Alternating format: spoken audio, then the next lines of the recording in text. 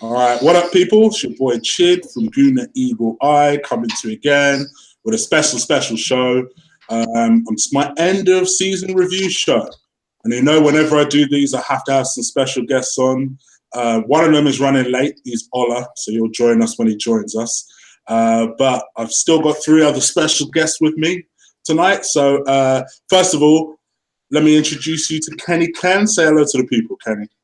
Hello, guys and girls who are watching. You know, like I said, I'm looking forward to doing this review. It ain't going to be nice. I think hopefully by the end of this, people will tell the truth and not forget what's happened, and put their hankies away, dry their tears because they're all crocodile anyway. Oh, we're going to get some football. Let's play football. And you guys thought Lee was bad on Twitter. Kenny feels even stronger. So, speaking of Lee, say hello to the people, Lee. How's everyone doing? I've got my pint of Stella.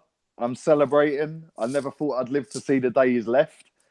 But there we go. I thought he was going to outlive us all. Do you know what I mean? But yeah, man, good day. The sun's shining. Wenger's left. We actually won. And yeah, I'm excited for next season already. Yeah, me too. And boys, control yourself, right? Just control yourself. Know what you're like in the chat room, and you guys know, you in particular know I'm talking about you. But say hello to the people, Amanda. Hello, people. Is that the best you could do? You're supposed to dress it up a bit more, make it more sexy, chatline-ish. No, every time So you want me to do my husky voice? I don't think so. No, we're going to be professional tonight. We are. We're not just going to slate Arsene Wenger for an hour, are we? Oh, flipping it. Ain't we? That's the reason I come on. So, let's get that part out of the way, right?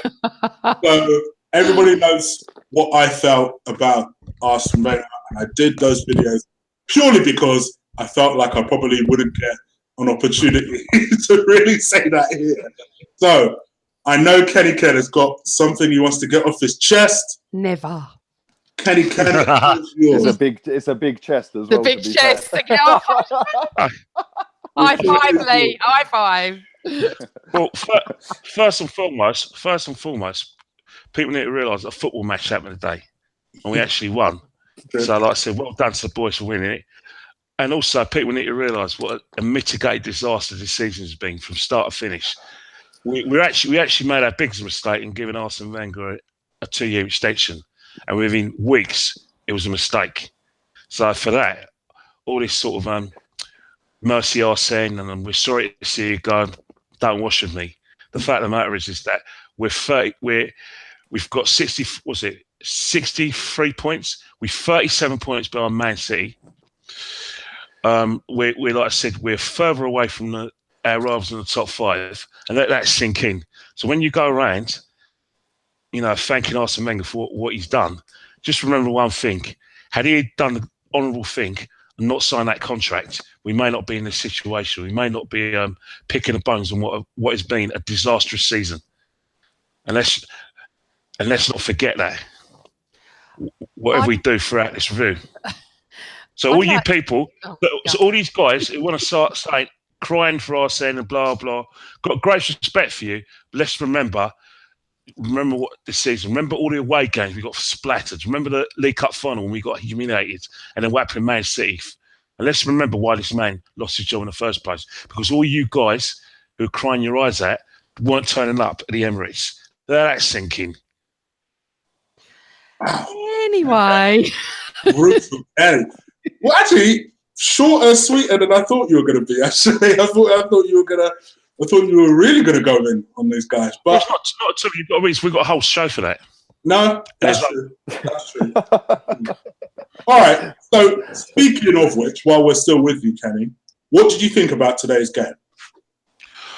I thought the first half was boring. Boring. You know, like I said, first half an hour, Huddersfield, like I said, put a show for their fans. We were hanging on, and then we took a bit of control. And afterwards, the second half was just like a team that, you know, like I said, was celebrating the end of their manager's stay, and the other team was just happy to be in the Premiership. So really and truly, I wasn't actually watching a football match. I was just watching a practice match. So, you know, but I'm glad we won. I'm glad we didn't have the humiliation of going the whole calendar year without winning an away game. So I suppose that's a positive. But this season's, you know, Chris, guys, it's been an embarrassment from day one. A waste of time. The only good thing about that is probably like you've made a lot of new friends, you know, by meeting each other in a pub, meeting each other a lot of times. Apart from that, the football's been turgid. That's it, garbage. Waste of time. Mesut Ozil, biggest waste of time ever. He's a fraud. He isn't world class. People who wanted to call him world class, if you go and search the coaching manual. I'll be off in a minute. Coaching manual, and whilst you're at it, send me a dossier of all of what Mesut Ozil's great performances away from home. When you can find me of that, I will not call him world class. That guy epitomises what today's Arsenal, which is basically weak, lack of game management, and hasn't got a clue footballly at all. And that's my say. Damn. Well, Lee, it looks like your thunder's getting stolen with the Mesut Ozil thing. I tell you that for free. What was your thoughts about today's game? You're mute. Take him off mute. Chris, you need to take. First things first, I didn't expect Kenny to go that deep, yeah? I didn't do that. Man, so who's pissed you off today, Kenny? Seriously. Yeah, but, well, no one's pissed me off. I just looked at the season, right, and I've got angry and angry and angry. Yeah. I just looked at the games we've lost and the opportunities, and I've just had enough. And I'm sorry, I've got to bag the manager. I'm sorry he's gone. I'm not sorry he's gone, but I've got to bag him because he's responsible for this. You know? I agree. And I'll be honest with you, I only watched it till half time. I got that bored, I switched it off. Yeah, the same against Leicester the other day. As soon as Leicester scored, I switched off because I knew what was coming. Yeah, and Kenny, you've been there all season. Amanda's been there most of the season as well, watching the games live. Yeah, and away from home, man, I've travelled everywhere this season, man. Like, I had a Chelsea fan mention me earlier on Twitter. Yeah, and he was going like, it's a disgrace, Conte should be sacked and all that. And I was like, mate, try travelling to Swansea away, yeah, standing in the rain for an hour and a half and getting in at 3:30 in the morning. Do you know what I mean? Like, if you look at the away losses we've had this season, it's been an absolute joke. And people are lauding up this win. Yeah, it's great that we got a win. It's 3 points out of 24 away from home this year. 3 points. Yeah, now, that lies with the manager. And I know he's going, so I ain't going to cunt him off too much, yeah, but at the end of the day, it was a scandal that he got the contract in the first place. Yeah, it was. Yeah. And what you just said about Mesut Ozil, right? I've been his biggest hater for a long, long time, right? But from Stoke away up until when he signed that contract, I thought he played really well this season. Yeah, he wasn't smashing the assist stats. And listen, I don't care about assists, yeah? You could pass a ball from the halfway line 2 yards and the geezer pings it in from the halfway line. This is an assist, yeah? Counts for nothing to me, yeah? Right? But I thought his whole gameplay, I thought he played really well this season. As soon as he's got that contract, all of a sudden, we play Man City, we play Tottenham away, and we play Atletico. He's nowhere to be seen, right? And now all of a sudden, he's got this recurring back injury. Load of bollocks, right? The geezer wants to go to the World Cup and smash it for Germany. That's the end of the debate, yeah? How we've allowed him to get 350 grand a week is a scandal. Yeah, especially when the next highest paid player is on half of that. Yeah, with Aubameyang. Apparently he's on half of that. Yeah, I don't know how we've been put in a position where we've given him all of that money. Yeah, but let's just hope the next manager can get the level of performance out of him that we know he has got. But in terms of the game today, I can't really answer that. The first half, I watched it. And I thought we were shit. I'll be honest with you. I thought we were lucky to go 1-0 up. I do. Let's be real. They should have been 3 or 4-0 up before we scored. Yeah, the chances they missed. Yeah, and I just want to shout out their manager, right? I know Sean Dyche and Pep and all that and Klopp are getting all the accolades, yeah? What he has done, that manager, to keep them in this Premier League, for me, he's the manager of the season. Yeah, because let's be real, their top signing is £9 million.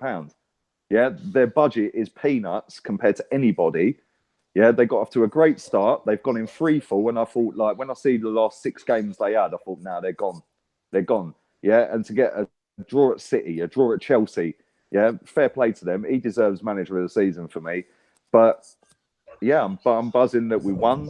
But at the end of the day, the biggest achievement of the day or the season is the fact that the manager's leaving. And I don't care how harsh that sounds. You know, I look at it and I just think that we've needed this for maybe 5, 6, 7 years now. Yeah. But now that the sporting director from Barcelona's come in, now we've got the top scout in from Borussia. Yeah. And now we've got rid of, and we have sacked him. Let's be real. He's been told leave or you're getting sacked. Yeah. Then we've sacked all the backroom staff. I don't know why Steve Bold's still here, but that's a different debate. Yeah. But now we've done all of that. It looks like we're actually acting like a big football club. Yeah. Which is why I don't think Arteta is going to be the next manager. And I'm sure you'll probably come on to that later, Chris. But in terms of the game, like I said, didn't watch the second half. You know, as soon as we went 1-0 up, you know, I checked the score every now and again on Sky Sports app. And it, like Kenny said, it was just a team that were happy that they were up and a team that were happy their manager's leaving. Do you know what I mean? So yeah, that's where I am. Okay. Amanda, how did you feel about today's game? And, you know, how do you feel we played in general? Well, I have to be honest, I didn't see it because my stream wouldn't work. I've seen the goal, but I've not seen the game. But I would just like to clarify a few points here. Yeah, I am with Lee and Kenny on wanting Wenger to go. There's no doubt about that. I'm very happy that the love fest is over and we can move on with our club and everything. But I would like to say that, you know, I would like to thank him for the first 10 years of what the best football I've ever seen, winning the league at Old Trafford and White Hart Lane, the Invincibles, the FA Cups. I'm sorry, but you can't just disregard that. Not in a million years. And I am a fervent wanter out of Wenger, and I have done for about 3 years, I suppose, or 4 years. So I would like to say that what's happened is a little bit agree with Kenny on the fact that he should have left. I think he should have gone after the whole cup final, but obviously kept staying on and on and on. What I've seen today, I've watched everything on Sky with Wenger. I've seen all the GIFs. I've seen all the videos on Twitter and Facebook, and it was wonderful. And he does deserve that for what he did do for our club. Unfortunately, he did outstay his welcome. You cannot dispute that he loves Arsenal. And I know what you're going to say. Well, if he loved Arsenal, he would have left, because I did say that. But the Arsenal Football Club is his whole life. And we allowed him, the board allowed him to control that club. And he doesn't have another life. As he said, you know, I am an Arsenal fan like the rest of you. I don't know if any of you have met him, but I have met him probably about 5 or 6 years ago. And he's mesmerising and he's a wonderful man to chat to. And as I've always said, and I'll say it again, I'll miss the man, I won't miss the manager. Unfortunately, the defending part of our team is atrocious. And that really upsets me, considering when he walked in 96, he had probably the best back 4 or 5 in Europe. And that really has upset me that we've gone so far down. If you look at our goals scored, I think we're 74 this season, which isn't bad. But it's what we've let in. That's the problem. It comes from no protection from midfield. We don't have a DM. Xhaka is not a DM. I don't know how many times I've got to say it, but he's not. You've got no defence. I don't know what's happened to Bellerin. Even Monreal's not played that great. Mustafi, well, I just don't want to go into it because it's lovely that we've won. It didn't matter whether we won or not. It's just nice for Wenger that he goes out on a high. I'm glad the fans sang his name. I'm glad that he had a win. You know, I'm glad he's gone. We need to move on. But I would like to thank him for the first 10 years of the best football I've ever seen. And like Lee, I've travelled to Anfield, City, Old Trafford. I've been quite a few places as well, and London as well. And it isn't easy. I'll never forget, honestly, and I say this story again, I got to Anfield and saw the team and showed it to my Scouse mate. He looked at me and went, oh. He went, you're going to get... You know, he looked at my team and he didn't even look at his team and went, oh, dear, you're going to get thumped. Why the hell is he set up like that? This is the second year I've been to Anfield and got thumped. That is a scouser who looked at our team, but our manager can't look at the old manager didn't look at the team like that. So I just, it's going to get used to saying it. Our manager, our ex-manager. I know. But as I tried to say, I tried to balance out a little bit between, as much as I did want them to go, as much as Lee and Kenny. I would like to thank him for everything he has given us as well. And now let's hope that, some of the players coming through. I mean, you look at Aubameyang, what he's only done, 10 goals in 13 games. No one's talking about that. That is amazing. And we're in a team that's dire. Can't win away from home. Can't even draw away from home in the last 3 or 4 months. So I would just like to thank him for that. Yes, he should have gone earlier. He hasn't. He's gone now. So let's just move on. And I would love to talk about the incoming managers of who everyone thinks and whatever, but I've had my say. That's next subject. So I've got a special question for Kenny Ken in particular. But before I go into it, I also feel the same way as Amanda. I've always been a firm Wenger out since the season where he only brought Petr Cech in. But I also haven't spent my entire Arsenal supporting life hating the man. No. And I guess in times like this, it's always easy to remember what he's most recently done. But I choose, at least in him going, I choose to at least say, you know what? I don't hate you. You've gone. I'm glad you've gone. But I at least thank you for what you initially done for the club. But now it is time to move on. And let's move on. So let's talk about new possibilities. So now I'm going to talk about another subject that I know irks Kenny Can, which is former players becoming managers. Now, Kenny Can, let me ask you a question just to get this ball rolling. So we've had, particularly in the last 24 to 48 hours, there's been a lot of speculation that Mikel Arteta is the favourite to become the new Arsenal manager, which is just bamboozling to me. It's so baffling to me. I will never understand. Now, I know you've gone on record to say that you don't want any former players to be anywhere near the setup. 100%. However, if you had to have a former player to take over as Arsenal manager, who would it be and why? It would be none of them, because if a former player gets a job, then I might as well just give my season ticket back and I'll just throw it in the River Thames. I'm not accepting that. I'm sorry. I'm not accepting that sort of nonsense that we've had for the last 11 years.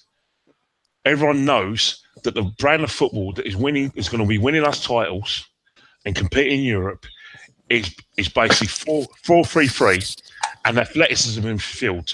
Not a DM, a box-to-box midfielder and runners, which means a certain style of play has to be sacrificed, which means you can't have a midfield with Ramsey, Ozil, and Mkhitaryan. One of them's got to go. Two of them's got to go. Because I tell you what, you can have a new manager all you like, but if you play the same way, we're going to get thumped, and even worse. We've got a really. You want me honest? We're crap, right? Right? You can talk about your Lacazettes, your Baumanns and Ozils and all that. We're a weak team. We are devoid of real quality in our side. Right? This is real talk. All men here and all women here. We're crap. Absolutely crap. And that's why I'm very worried whether a big boss like Ancelotti and Allegri are going to want to risk their reputations come to us. Because we're crap. And because they're going to think, you know what, it's going to take me years and years to sort this out. And they may not have the time. That's why I keep saying it's a 4-year deal. But to have an ex-player, they're only going to do what Arsene's doing. They're going to say, oh, I want to talk about all the good things Arsene's doing. Let's try and express ourselves. Let's play that football, the Arsenal way. And everyone knows on this panel, that's going to be a disaster. We're going to be strong at home, but away from home, we're going to get found out again. And that's why I can't have an ex-Arsenal player. Don't care if it's Arteta, Adams, Vieira, Henry. I don't care. They have got Arsene's DNA in them, whether you like it or not. Tony Adams can bag him all he likes, and so can Merce. But the trouble is the fact of the matter is, they have Arsene's DNA in them, just as much as they've got George's DNA. And I do not want anyone with Arsene's DNA to take us forward. I want You can have your statues, Yeah. right?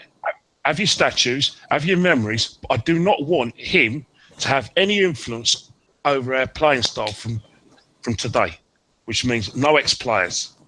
No way. And that's the thing that seems to be baffling me. It's almost like Arteta is qualified because of his age. Like, what? Who are we? Like, Dagenham and Redbridge over here? We're Arsenal Football Club. Well, I don't. He's Brian Kidd. He's Brian Kidd Mark II. He's only even got into contention because of his association with Pep, because he's an ex-player, and because we paid for his coaching badges and blah blah. I'll tell you what, if you want your money back, send him, get a small claims out, send an invoice, and he can pay you back. Don't give him a break. For God's sake. It didn't surprise you. That's the reason. Club. This is Arsenal Football Club. We're supposed to be a big club. We're a club that is in transition. We're going to get that? Come on. Oh my God. And some people say, oh, Ken, be quiet, give him a chance.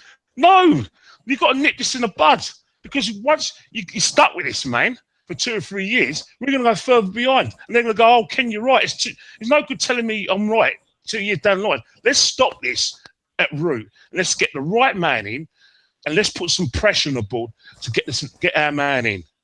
Not this garbage, please. No, I hear you. Out of interest, Kenny Kemp, who is your choice to be the next manager? If you could, my choice is Allegri, not just because everyone's talking about it, because I look at the football he played, and look at that performance against Spurs at Wembley, and even the first leg against Spurs, where he's playing a sort of football I like. How Arsenal should be playing is that you need to press from the front, which means your forwards press, your midfield press, and everything. And which means you've got to be incredibly fit to do that. Yeah. And he's playing 4-3-3, which means what will happen is that you're just as dangerous in defence as you're in attack, which means when we're on the attack, when teams are on the attack, because we're quick and we've got a quick transition of the ball, we can muller them on a counter-attack. And that's how I think Arsenal's got to play from now on. And I think he plays that brand of football that I want. And that's how Klopp's playing, that's how Pep's playing. And for some reason, Mourinho's, I don't know what he's doing. Forget it. I don't know what he's doing. But yeah, you know what I mean? Yeah. Lee, I noticed with your choice of manager, no one seems to be talking about Mr. Ancelotti. Are you rather disappointed about that? No, because I think that all leads to the fact he's going to be manager, mate. Okay. Yeah. Do you know what I mean? Like, listen, let's be real, yeah? He was linked with the Italy national job the other day, yeah? That was thrown out there, and then within 2 days, Mancini's apparently signed a pre-contract with Italy. Mancini was relieved of his duties last night at Zenit St. Petersburg, so that's obviously a done deal, yeah? For me, Ancelotti is the perfect choice, because people keep saying, oh, yeah, he's a dead manager, he's old, he's this, he's that, yeah? Let's remember, right?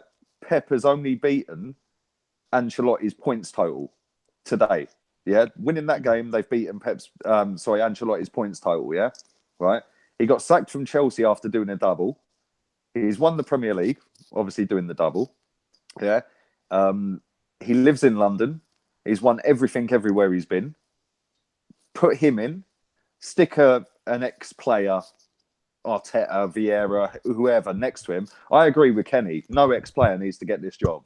Yeah, not one of them should get this job because it's too big a job. And we don't need a long-term plan for the next 5-10 years. We need a short-term fix it now before we're fucked.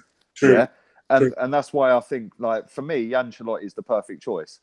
Yeah, he's managed Bayern Munich, he's managed PSG, AC Milan, Juve, Real Madrid, yeah, Chelsea. He's managed some of the biggest clubs in world football, and he's won everywhere he's been. Yeah, let's remember he brought Buffon through. Yeah, and other players, Kaká, he gave him his debut. Yeah, so he also sold Mesut Ozil. Yeah, when he was at Real Madrid. That's the fact. Do you know what I mean? Yeah, so for me, he's the perfect choice. Like, if he's going to flog him, mate, yeah, cool. But no, for me, he's the perfect choice. If Ancelotti don't get it, and Allegri gets it, then I ain't going to be disappointed, obviously, because the guy's quality. But for me, somebody that can come in, 3-year deal, maybe stick Vieira or Thierry Henry next to him, or even Arteta. Listen, we're all mugging Arteta off, yeah, and rightly so, I suppose, because he weren't a great footballer. He was average at best. Let's be real. He looked good at Everton because they were shit.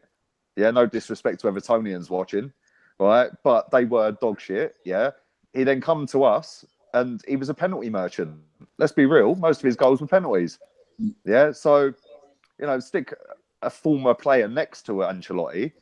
In 3 years' time, hand the reins over. Ancelotti would then be touching 70, steadied the ship.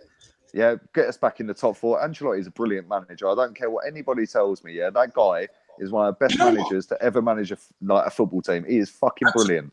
And to stick up for what you just said, I think people are acting like Ancelotti is some sort of Wenger type. Do you know what it is? Do you know what it is, Chris? Ancelotti has won everywhere he's been. Literally. Exactly. Do you know what it is, right? It's because he got sacked from Bayern Munich, yeah? And, people... This is where people contradict themselves, right? Let's be real. Bayern Munich are the only team in Germany. Borussia Dortmund are the pretenders, yeah? And since Klopp left, they've been dog shit, yeah? Right? They've sold us their best striker, yeah? They're never going to win a title. Not in the next fucking 10 years or whatever. Unless a major investor goes in and buys them out, right? So Bayern Munich are going to dominate that league every season, right?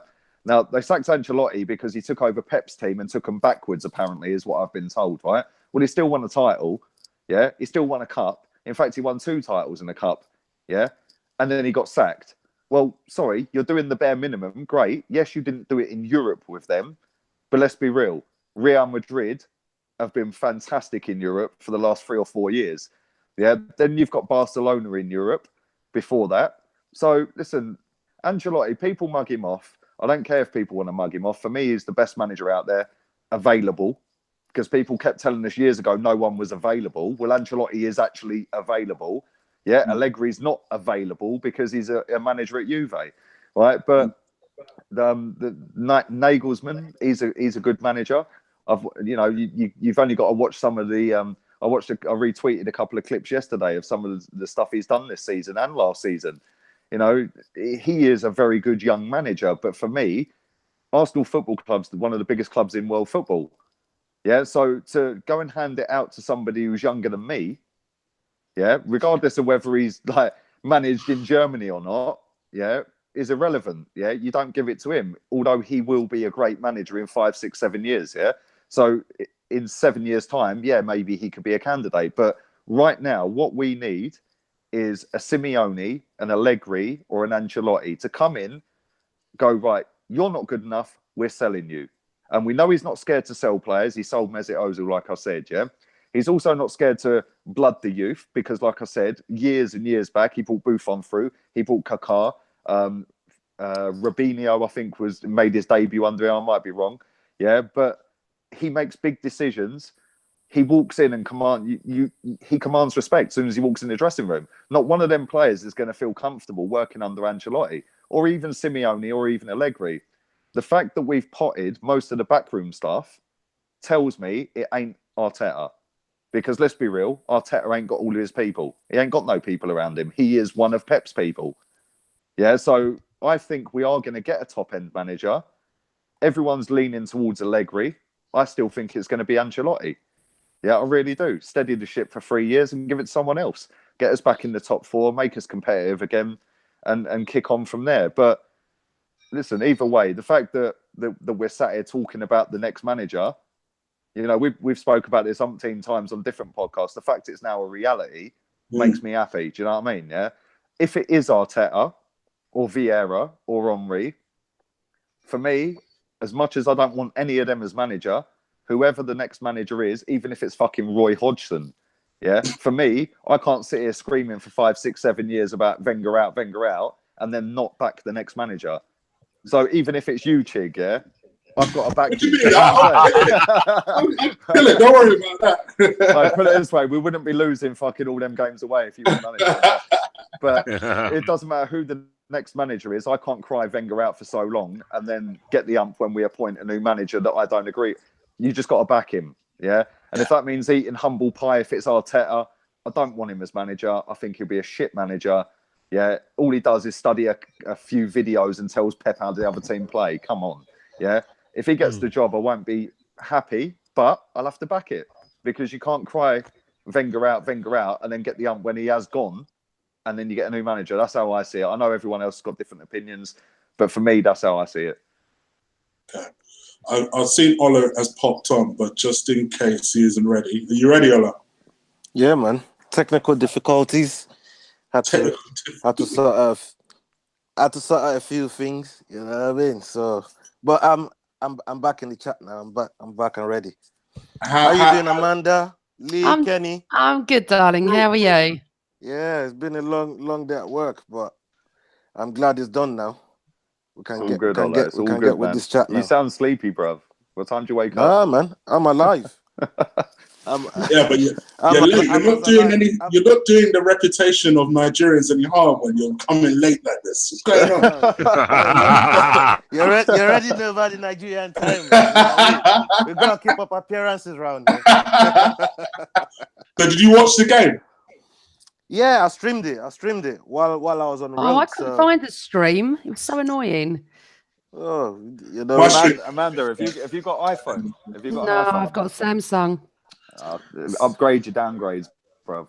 Yeah, seriously. Right, go and get an iPhone. Anybody who's on iPhone, download. Kenny told me this, so big up you, Kenny. Yeah, download Live Player app for iPhone. Yeah, man. What about Samsung? It might be on Samsung, or is it just an iPhone? No, it's not. It's you got to go. I think Mobtro. You doing Mobtro? Is that still working? I think it is. Yeah. So, the last two games I've watched fully were in Russian. Yeah. Right. And all you can understand is the players' names and goal. Right? Yeah. Yeah, but the streams are unbelievable. They never buffer or skip or anything. So it helps you make your mind up as well on what's going on the pitch, because you ain't got to listen to no idiot commentator like Robbie Savage chatting shit. Yeah. Owen Hargreaves, Michael Owen. Yeah. Those cockroaches. All right, but did you watch the game, Nola? What did you think? Yeah. To be fair, I thought it went nothing special. It went nothing. I mean, it was nice to get the 3 points away in the end. You know what I mean? But to me, it's still, there's nothing different to how we've been playing away all year. You know, I thought Huddersfield gave a good account of themselves. Fair play to them, considering they've been safe, and you know they could seriously have gone on the beach and thought, you know what, fuck this game. But you know they actually put in some effort, and you know they pressured us and make us, you know, they made us work hard for that 1-0. I mean the light in everything that's happened this year for me is bringing Pierre-Emerick Aubameyang to the club, because I mean this guy has been ridiculous since, and he came into the league knowing that he couldn't really take part in any competitive game bar the League Cup final. Really, that's all he could play competitively, but we weren't even up for that game and you couldn't put nothing down to him. So but for the rest of the games that he's played in, I mean, he's been fun. Even when we've lost, he's actually chipped in with goals, and he's been fantastic. So I'm really excited to see what he's going to bring next season. I still think we got the same problems at the back. For Huddersfield, you know, if they had very good finishers, like top end finishers, I mean, we could have been punished for some of the defensive lapses we done today. And you know, as much as I need Czech to go to Specsavers and sort out the double cataract that he's got, or smoke some weed or something to fix that cataract. Yeah, but Ospina, man, there's something wrong with Ospina. And look, we need Neil back for going in. We just need a whole new lease of life in the club. And like Lee said earlier on, you know, I'm happy. You know, it's something that we've campaigned for a long time. And one by one, I see all of them going. You know, at first I started with Sanchez's dogs, Sanchez's banner, They're gone. You got very upset about that, didn't you? Yeah, Yes, I he was really pissed did. off with that, you know? Several times on this show, you kept banging on about the stocks. They're gone. When a Wenger gone, is gone. You know, let's get the fucking Kroenke stand out. And hopefully, maybe Dangote is going to come in and spend some of that Nigerian money around there, you know? And yeah, but it's a dawn of a new era, and you know, we got to be pleased with it. Just happy we got the 3 points, so we don't suffer, we don't carry on suffering that stat that we've been carrying all year. So yeah, that's what I made of it really. And yeah, shout out to Ramsey as well. Actually, I got to big him up still, cause you know, even though he didn't score today, assisting Aubameyang, I thought that was a very clever assist as well. I will say this to find him, and had a much improved season, but I'll come back to that later on in the show. Amanda, thank you for waiting so patiently, because I know I was going to. We love you, Amanda. I love you, Anna. I miss you. Everybody loves Amanda. Come on, man. Not everyone, no. Well, we'll come to that too. Don't worry about that. Yeah. Fair. It's a football program. Right. So, in terms of the manager, Arteta, what is your opinion? Because I actually don't know. I don't know what you feel about Arteta being supposedly the favourite for the job, because apparently it's Ivan that's really pushing this Arteta agenda, apparently. Okay, this is what I think. No one knows anything. We don't know who's coming in. We don't know anything. Okay, none of us know. What I will say is you can talk about Allegri, Simeone, Nagelsmann, and Ancelotti, Arteta, whether they're going to be rubbish or not. No one knows until they start at the club. So I'm not prepared to sit here and say, I don't want this and I don't want that. Okay, I've been asked constantly. It used to be, do you want Wenger in or out? Now it's, who's the manager and who do you want? And I say the same thing. Someone that can teach our defenders to defend, someone who buys defenders that can coach them, someone who buys a DM and a goalkeeper, someone who will push on Aubameyang, Lacazette. I have an issue. I disagree on Ozil. I do think there is an issue there with his back and immune system and whatever it is. I know you're nodding, Kenny, but I've got my opinion. He's got a dodgy back, Amanda, because he's carrying 350 grand around. Yes, I've seen all the jokes, Lee. I've seen them all. And I think that, you know, and I could be wrong, and let's come back next season at the same point, at the end of the season, and maybe another manager with different players will get more out of Ozil, because I personally think he's a great footballer.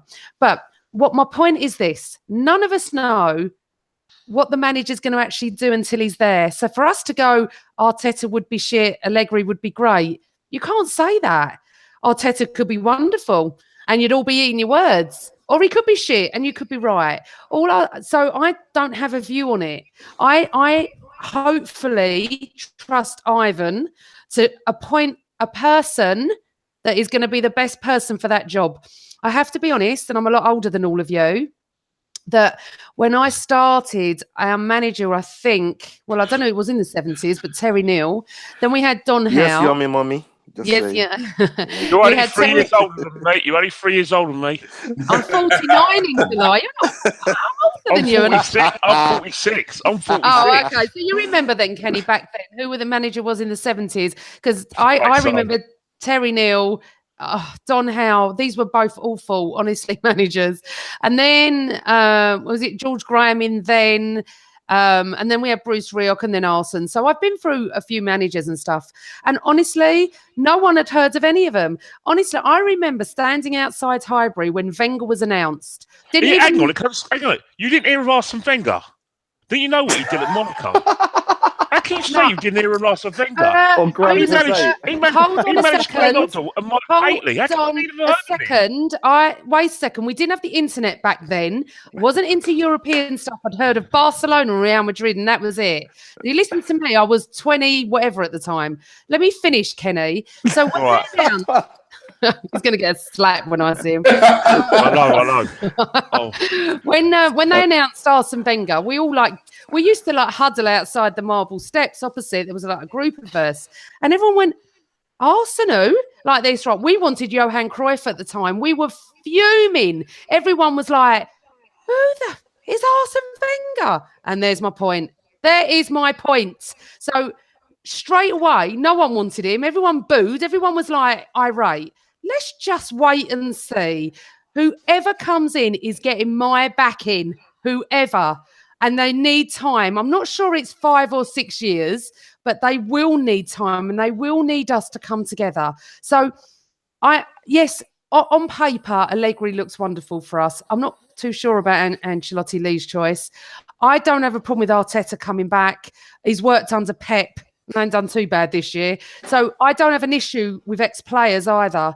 And I don't really get the DNA about Arsene, because if you actually met some of the ex-players like I've done, they don't praise him like you think, Kenny. So I'm not sure about that. But I just feel that we'll be able to see if actually Steve Bold can actually coach anything, you know, because at the moment what we see is he doesn't. So you know, but there must be a reason for that. There must be a reason. There must be the new managers asked for that, because remember, they've had a clear out this week. So they know who's staying and coming. They know who the manager is. They just can't announce it because... Yeah, I agree with that. I think they know. They're not just going to get... Absolutely. They're not just going to make an announcement without knowing who it is. We're a massive, massive global company. Trust me. They will not just get rid of a manager and go, oh, let's have a short list. That short list would have been in. I think that's why Josh Kroenke come over. I think there was a lot going on at that time. Even Stan was over here the other day. He was. Game, wasn't he? And if you notice Pep's comments tonight, he does say that there is an offer for Arteta. There is. For fuck's sake. Hold on. It doesn't mean it's us. And I don't have a problem with it, if I'm honest. I don't think Arsenal are that stupid to put someone in, especially after what we've been through for the 20-odd years with the stability that we had. And obviously we're a little bit unstable now because we're out of the Champions League and we're not getting in it, are we, at the moment? So I don't think they're that stupid. I have criticised the board before. But let's just see. I think everyone just needs to wait. And I'm telling you, on the day the announcement happens, if it's Arteta, whoever it is, just wait and see. No one knows anything. It's like when you buy a world-class player. Sometimes they do it for you and sometimes they don't. I nearly spat that everywhere. What about all the other players? So are you telling me that you rate Iwobi and you're telling me that no, but Iwobi's not on 350 grand a week. And this is your problem. This is the money. Don't start me. All right, I want to be nice. Let's just move on. I think there's more to come out about Ozil. We'll wait and see, won't we? I'm sure a global company wouldn't let a player choose what games he plays, but that's the rumour that everyone's sort of pushing forward. But so for me, Chris, when you ask me, I'm just really happy we've got change. I'm like a kid in a sweet shop. Yeah. I'm really excited about my new season ticket, the first game of the season. I can't wait because he's bound to be buying some different players. Some will be going, some will be staying. Yeah, and Amanda, I'm just excited. Have I got to sit next to you for the first game of the season? Do you want to come and sit with me for the first game of the season? You know how it is, man. I think that sounded like he really wants you to sit with him. He doesn't. Man. He was like, oh, do I have to? Do I have to put up with you? Of course, man. I can line it up. I'm there. As long as you don't moan about the manager until we start playing. No. I can't guarantee you that. I can't. Do you know the one thing? Kind of promises now. Do you know the one thing I'll say? Yeah, is I think like. Listen, our board's money hungry, yeah? We've seen that over the last 10 years, or since Stan took over in 07, yeah? Right?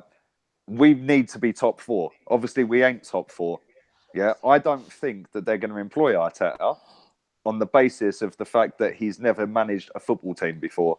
So for them being money hungry and being a big global business, which we are, let's be real, we're a business, yeah? Right? And we've lost a fortune, which has dropped season ticket prices down last year. Because finishing 5th, it's going to drop them down again, or maybe keep them on level for this season. Yeah, so they've lost an absolute fortune in that. Plus all the sponsorship deals that come along with that, right? I don't think they're going to go down the route of an unproven assistant at a team that have just won a title, because the money is more important than testing out Arteta's managerial skills, which is why I do think they will go and employ a proper manager. And that's the thing. This is not that's where, to be honest, although Ancelotti isn't my choice, that would make more sense if you wanted to blood an Arteta. Yep. If you wanted to say give an Ancelotti 2 years, and then you had Arteta alongside him, and then even if you wanted to do it that way, I would understand more. I still wouldn't necessarily be with that, but I'd understand that thought process more. But why would you not be with it? You're just writing him off straight away that is going to be useless. I don't know how anyone can do that. I agree. I completely agree. Right? Listen, I don't want him as manager. Let's make that real. Yeah, I don't want him as manager. But why? Because he's never managed before, and we're in dire straits at the minute. So we need a proven top-level manager to come in and do a short-term fix now, not a let's take a chance on somebody who's never managed and hope it works, because it could go the complete other way, right? But like, let's be real, right? Ancelotti, if you look at Ancelotti, everywhere he went, he took Paul Clement with him as number 2, right? Now, Paul Clement got sacked from Swansea, the season after, keeping him up when they were fucked, and he went in there and he kept him up, Then the following season, the players revolted and they fucked him off, right? Paul Clement is a top coach, he was Derby manager for a little while as well, and he done pretty well at Derby. May have lost a playoff final. I don't know if he was manager then. I might be wrong. But he is a top coach. But he's not a top manager. He's a good manager, but listen, the unknown angle on it with Arteta is too big a risk to take when we're fucked now. There's so many things wrong with this football club, and so many things that need to change with this football club. I don't think we can take a risk with somebody who has never managed a football club. Regardless of whether he sat as number 2 to Pep all season or not, is irrelevant. Pep Guardiola could have a chimp sat next to him, and that chimp would still produce the same results as the guy sat there all season. Let's be real. They still would have won the title. Let's be honest. You could go and pick anyone off the street. They still would have won a title, right? So, listen, if he is the manager, I'll back him. But I don't think he's going to be the manager based off of the monetary side of it and knowing how our board act.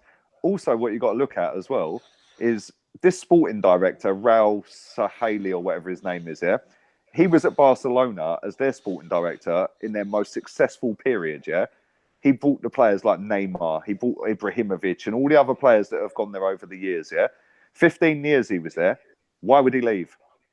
He ain't going to be leaving to have Arteta as manager. Why would Sven leave Borussia Dortmund to come to us? Because he ain't having Arteta as manager. Why would Aubameyang sign? Why would Ozil sign a new deal? Why would Rob Holding sign a new deal? They all know who the next manager is, and they've known since that Sven's walked in and that Raul's walked in. That Raul, I can't pronounce his surname, so I'm not going to butcher it, right? He was at the biggest club in world football. He was their top boy for 15 years, the most successful period.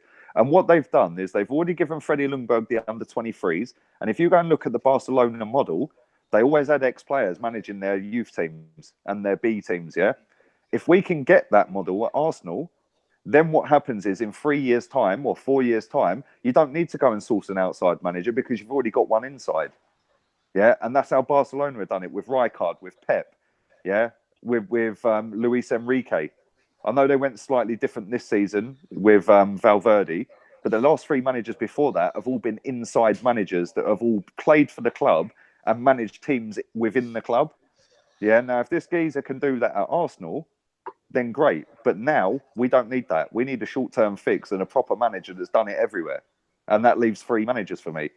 So if Arteta gets it, I ain't going to be happy, but I've got to back it. And I'll just suck it in and it's better than Wenger. That's how I'm seeing it. That's the thing.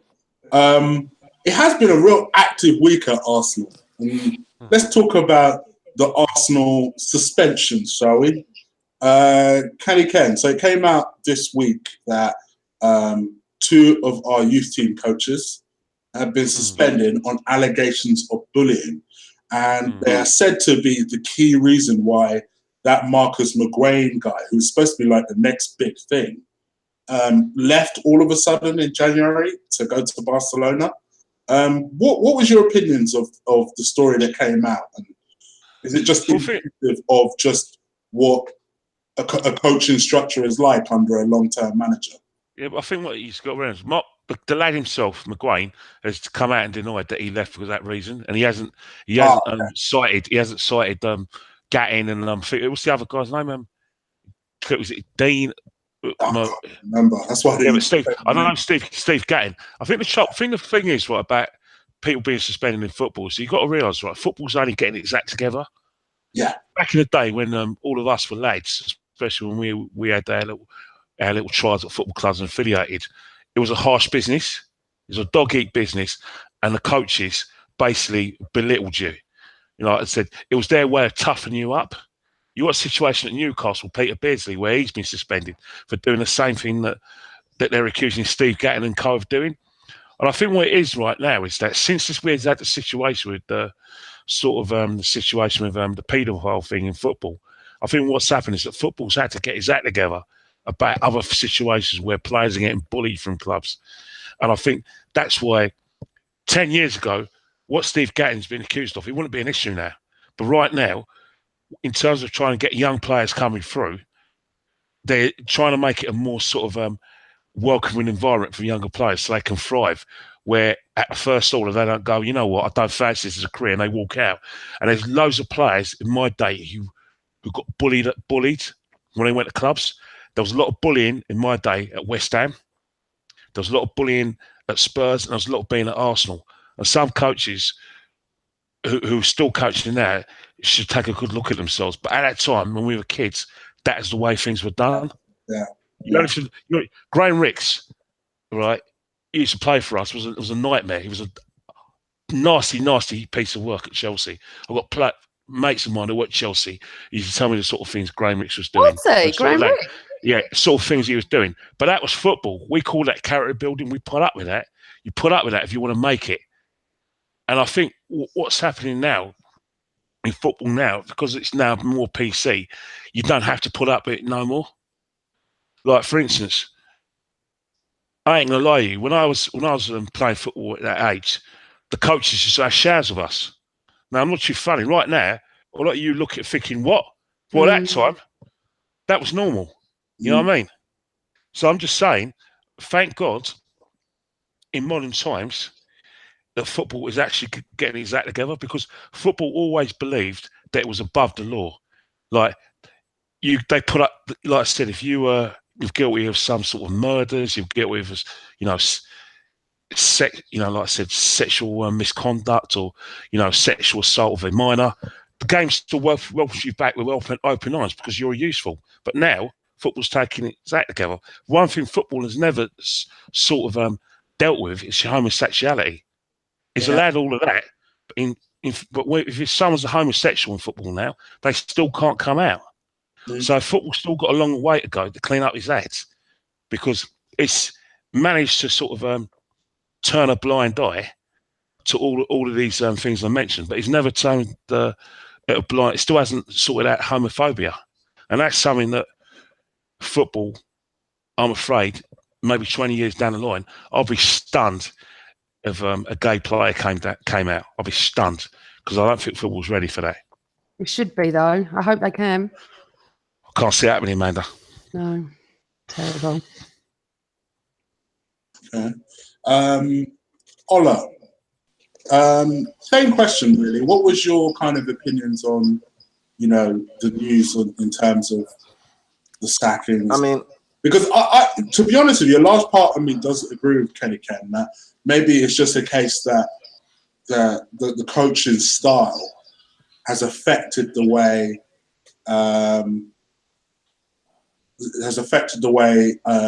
certain things are done in terms of in terms of just the way people are communicating, the way they coach people and stuff. Yeah. Do you think that's been taken out of hand, or do you believe that there was something wrong? There was. I mean, we're in the modern era now, and a lot has changed in the modern in modern football. There's like Kenny said earlier on, back in the day, there was a lot that a lot of methods, unorthodox methods that, you know, coaches will use to get the best out of their players to toughen them up. I mean, I remember watching something about interview with Ray Parlour in it, and these guys are being urged by George Graham to go have a pint of beer, come back the next day, go have a drink, forget that game, come back to training the next day. You wouldn't get that in football today, where the manager is telling you to go and get pissed and come back the next day, because the game is moved away from that. And there's a lot that the game is moving away from, in terms of, you know, with social media. There's, you know, you can't talk to women in a certain way anymore, because you'll be seen as sexist. And you see what happened with Phil Neville on a tweet that he sent 10 years ago, you know, and it's come back up. You know, it's come back to bite him. You know, Eni Aluko actually pushed a similar situation with the England women's manager, and, you know, he got looking into, and eventually he lost his job because of it. So, you know, a lot of these things are coming out now. You can't. The world today is like Big Brother. Everybody's watching, everybody's recording, everybody's taking stats, everybody's taking notes, everybody knows what's being said without even being there. And, you know, there's ways of proving it now more than it's ever been before. And, you know, people now have to be careful, you know, how they move around players, especially young players. You know, coming in. Look what happened with Adam Johnson as well. You know, he threw his career down the toilet. You know, prancing around with that young girl. You know, using the power of his shirt and all that. And then next thing, you know, he's doing 6 years in jail. You know, this is an England football player that won the league with Manchester City, and then ended up at Sunderland. And then, you know, he's running around with a 15-year-old Sunderland chick. You know what I mean? Like, you ain't got enough money to go and buy pussy on the road. What's wrong with you? You know, do something. Stay away from the youth them.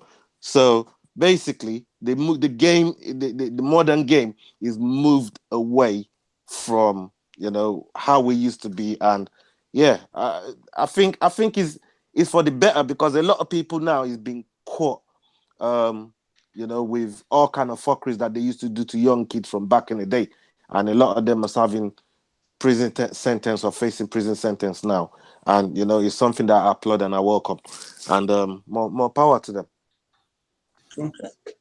I know that unfortunately Amanda's got to leave us, love us and leave us, while us lot bang on for a little while longer. But you know, I'm gonna get these guys to do it a little bit in a little bit. But normally, what I do in a season review is I get you to grade the season and what is your number one hope for next season. So let me ask you, before you go, to grade the season that we've had so far. Well, if we grade it on home matches and away matches, home 9 out of 10, away matches 0, or maybe 1 out of 10. And my hope for next season is that we employ someone that knows how to coach defenders. And by defenders, I'm afraid I come from a defensive background. I used to play hockey and I was a defender. So yeah, so I've got this issue, and, you know, and I grew up, as Kenny did, with Adams, Keogh, Bold, you know, Winterburn, Dixon. I had Kenny Sansom with the, you know, we had amazing, you know, Seaman and stuff like that. So, you know, David Seaman, I never felt like that with our goalkeepers, unfortunately. So for me, it's been a disaster, although there are plenty of teams below us that would love to be 6th and in the Europa League. But yeah, that's my gradings. I'd love to thank you for having me on during the season. I've really loved it as well. And don't do Google Hangouts, but I've got to go and run and do our pod, Highbury Hills, I'm afraid. So I will give you a mention on that as well. But I love you all, and you're all brilliant. So thank you for having me. Thank you very much. And you guys check out Highbury Hills. Respect, Amanda. Fantastic. Amanda, where are you going? Where you go?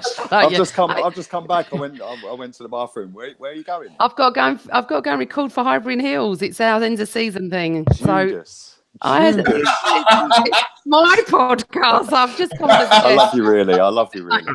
Amanda, could I just say something, right? And you're all going to come on over the summer, by the way, and I'm going to host it. So you're all going to have to listen to me.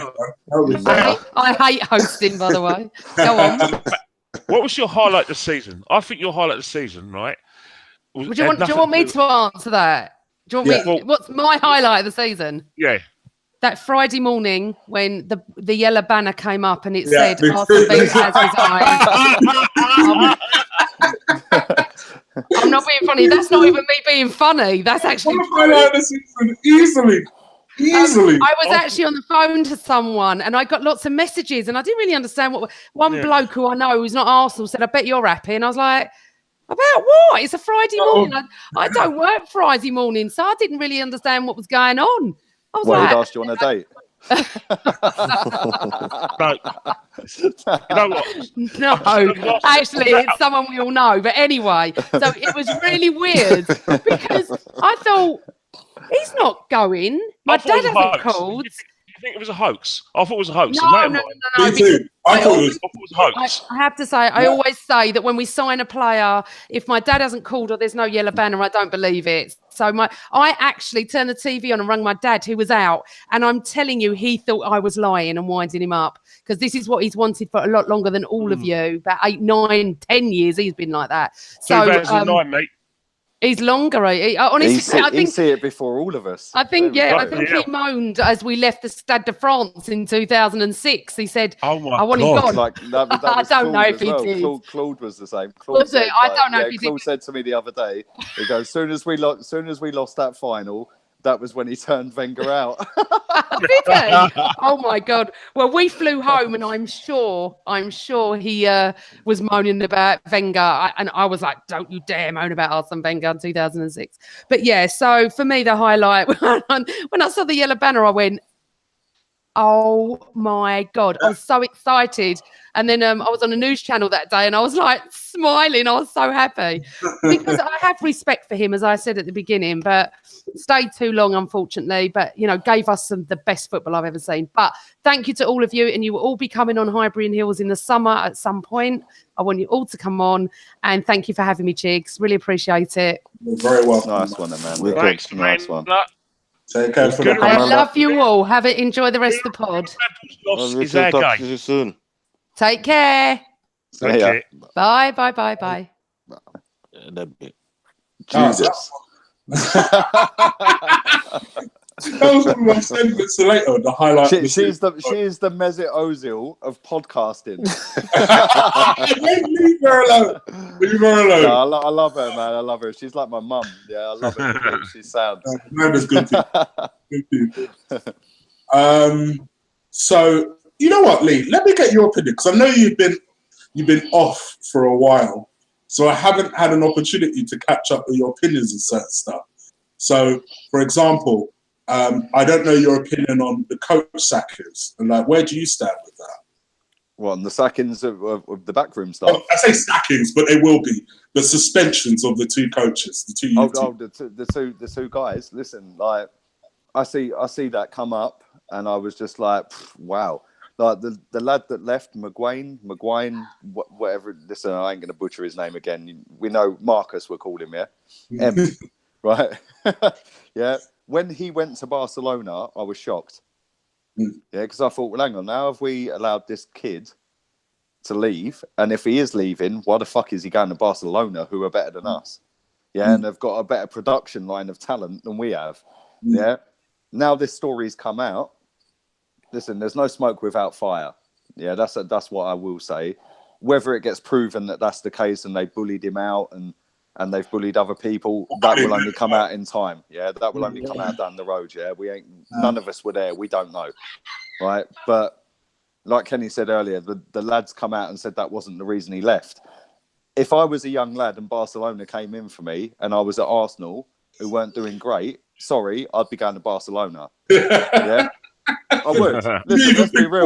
Let's be real. I need some suntan, bruv. Yeah, I need some warm skin on my bones. Yeah, right. So I'd be leaving for Barcelona. So Listen, I just see it as there's no smoke without fire. The fact they've been suspended would say that there's a case somewhere to answer. Whether that gets proven or not, only time's going to tell. So I don't know. Like, I wasn't there. I wasn't part of the youth setup, and I'm not involved. I don't know any of the people that are involved in that. Yeah, I don't know anybody who knows any of the people that are involved in that. So it's all hearsay for now. But the fact they've been suspended means there's definitely something lingering that the club weren't happy with. Yeah, and whether that's a case of bullying or racism or whatever, yeah, then I don't know. Listen, we're only going to find out later down the road. So the fact he left and went to Barcelona, that kid was a good footballer and is a good footballer, yeah, and he was hailed as one of the best young prospects in our youth team. Yeah, he's a good footballer, let's be real, right? But the fact he's gone to Barcelona, and he actually made his first team debut for Barcelona as well. It weren't like he's just played every youth team game. He actually played a cup game, I think it was. Yeah, and he was the youngest player to play for Barcelona. Well, the first English lad to play for Barcelona since Gary Lineker. So fair play to him. Listen, man, he's living life. He's playing for the biggest team in world football. He's got sun on his back every day. And he's probably getting paid an absolute fortune and can pull any chick in the world. Do you know what I mean? Yeah, fair play to him. Do you know what I mean? But yeah, like, I don't know. We're only going to find out later down the road whether that is actually real or not. Yeah, I agree with you. Okay. Well, I think the other thing that came out is the fact that a lot of the coaches seem to either be leaving or, you know, in terms of or retiring or whatever you want to put it. But the two names that have been told are going to keep their jobs are Steve Bold and Jens Lehmann. The Jens one I can understand. He's only more or less just come on board. But Ola, are you shocked that Steve Bowles is being kept around?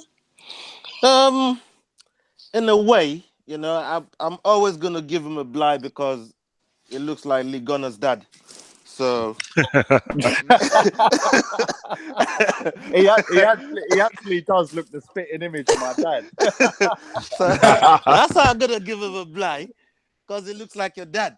But you know, obviously, he's been kept in to bridge, you know, the team with the new manager. You know what I mean? He knows the team a little bit. Maybe, you know what I mean? He's actually going to be given a proper role and be given a defined activity, you know. Who knows? It might take Vika's job, the kit man. Who knows? But right now, I'm glad the people that have left has left. I'm not too surprised that Steve Bold is still stayed. I think, you know, we need a defensive coach. He's not been allowed to do his job. Obviously, wherever the new manager is bringing in, he knows you can't have too many hands needing a defensive coach. So Steve Bold was a good defender in his day, and I believe, you know, if he's allowed to pass some of that knowledge, and if he's allowed to actually do what you know, earn some of that 30 grand a week that he's been earning, I think it could turn some of our defenders around. So, you know, in my opinion, I'm happy he stayed. You know, I'm glad Per has got the job that he's doing at the club. But Jens Lehmann is another one that you mentioned earlier on, because Wenger has got this type of situation where he doesn't let his subordinates let off on the players or vent on the players, and because he doesn't really allow, you know, Jens Lehmann, we know he's a feisty character. He's a man that can put size 10s on a player if he sees them slacking, and I sense that Steve Bold is just about the same. But out of respect for Wenger and out of respect for, you know, for how Wenger actually operates, they don't say nothing or do nothing about it. But if somebody like we know Allegri can be a very feisty character. Diego Simeone. If one of them lot come in, and he's saying to them, man. 'Cause I remember when Conte, one of the games he was managing Chelsea, and he grabbed a physio man by the scruff of the neck and threw him on the pitch. I don't know if you remember that game. I was like, wow, you know, if he's doing that to a member of his staff, no player is going to really want to fuck with him. And that's the type of man that we need to come in, light a fire under the arse of these players and, you know, get them going, reinvigorate them, just strip them of all the softness that they've been encouraged with, and, you know, just bring them back to basics, the basics of defending, the art of football. And we know they can be very, very good going forward, but, you know, what's the point of being good going forward if you can't outscore your opponent? And one of the very best ways of outscoring your opponent is by keeping a clean sheet as much as you can, really, you know. And I think that's the way to go. So for me, it's no surprise that the two guys that's been remaining in their job are defensive people that, you know, that really understand the idea of defending in layman and bold. And the rest has been fucked up. So yeah, you know, that's how I see it. All right. And Ken, how about you? Like, are you surprised that Steve Bold is staying on?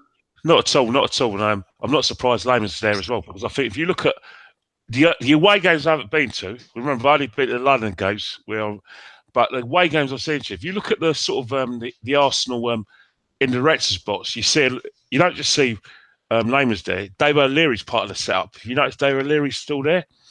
You still see Pat Rose. And I think what it is, right, is that they're still like Steve Bold is still highly thought of for the club.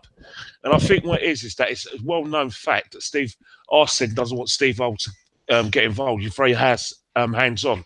I don't know if I should be telling you this, but the reason why I didn't go to the Leicester game, the real reason is because I was playing a football tournament at the Emirates. And man's keeping clean sheets and all sorts. You know what I mean? I played 5 games and I kept 3 clean sheets. I was in goal, but one of my friends was talking to Tony Adams, and Tony Adams kind of insinuated that one of the reasons why Boldy's still getting a chance is that he was saying that a lot of ex-players wanted to be involved and wanted to help out Arsenal, and Arsene Wenger's never been willing to take them on. Vieira was desperate to be involved in the coaching setup. So was Adams himself. Petit was offered his help, and they all turned down. And he said one of the reasons was that Arsene is very hands-on, and he doesn't want any input because he doesn't want anyone to sort of have a different view in terms of the way we play and the style going forward. So it wasn't a surprise to me that Stevie Bold was going to be kept on. But if you look at all the other clubs we look at, they always seem to like to have a connection on the bench.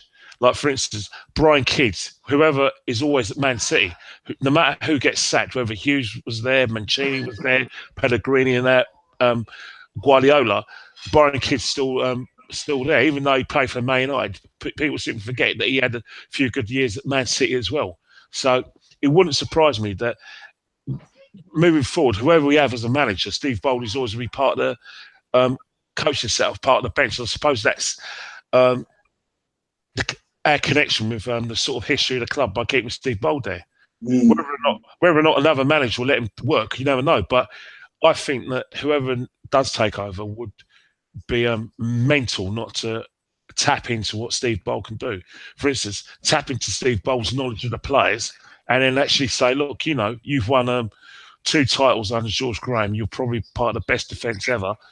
You know, I need your help here, mate, to pass on my message. And I hope that happens. Yeah, that's a fair point. Okay. Well, let's talk about highlight of the season, because that was actually a segment I planned to do. Yeah, been looking forward to this one. Ken, what would you say your highlight of the season has been? Footballing, I'm going to be greedy and I'm going to go with obviously beating Spurs at home was my highlight of the season because they were supremely confident of beating us and giving us a shellacking because of the fact that they finished 11 points ahead of us and they're a better football team than us. Yeah. So in that respect, giving them a humbling was very pleasing in the eye, and it was a pleasure to be there. And it was not just the fact we beat them; it's the way we played. We gave them no space. We pressed them. Like I said, we gave Harry Kane nothing. It was probably half fit anyway, but we got in amongst them, and that was very satisfying. It's obviously I'm with Amanda. Decision for Arsene Wenger, for the club to remove Arsene Wenger from his duties was a highlight as well, and probably moving forward was probably the biggest and best thing that happened to the club. But footballing wise, it has to be Spurs at home. Okay. Yeah, Spurs at home is up there. Thinking about it. Lee, how about yourself? What would you say your highlight of the season was? Mike, can you hear me? Yeah, can you hear me? Yeah, can hear you. Sorry, my battery's on 6%, so I've had to unplug my earphones to plug my charger in because I'm on an iPhone X and it ain't got a separate earphone port.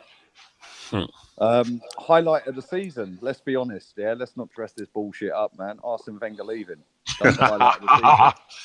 Yeah, that's the highlight of the season. Yeah. You can say Tottenham away, Tottenham at home. Yeah, that was a great game.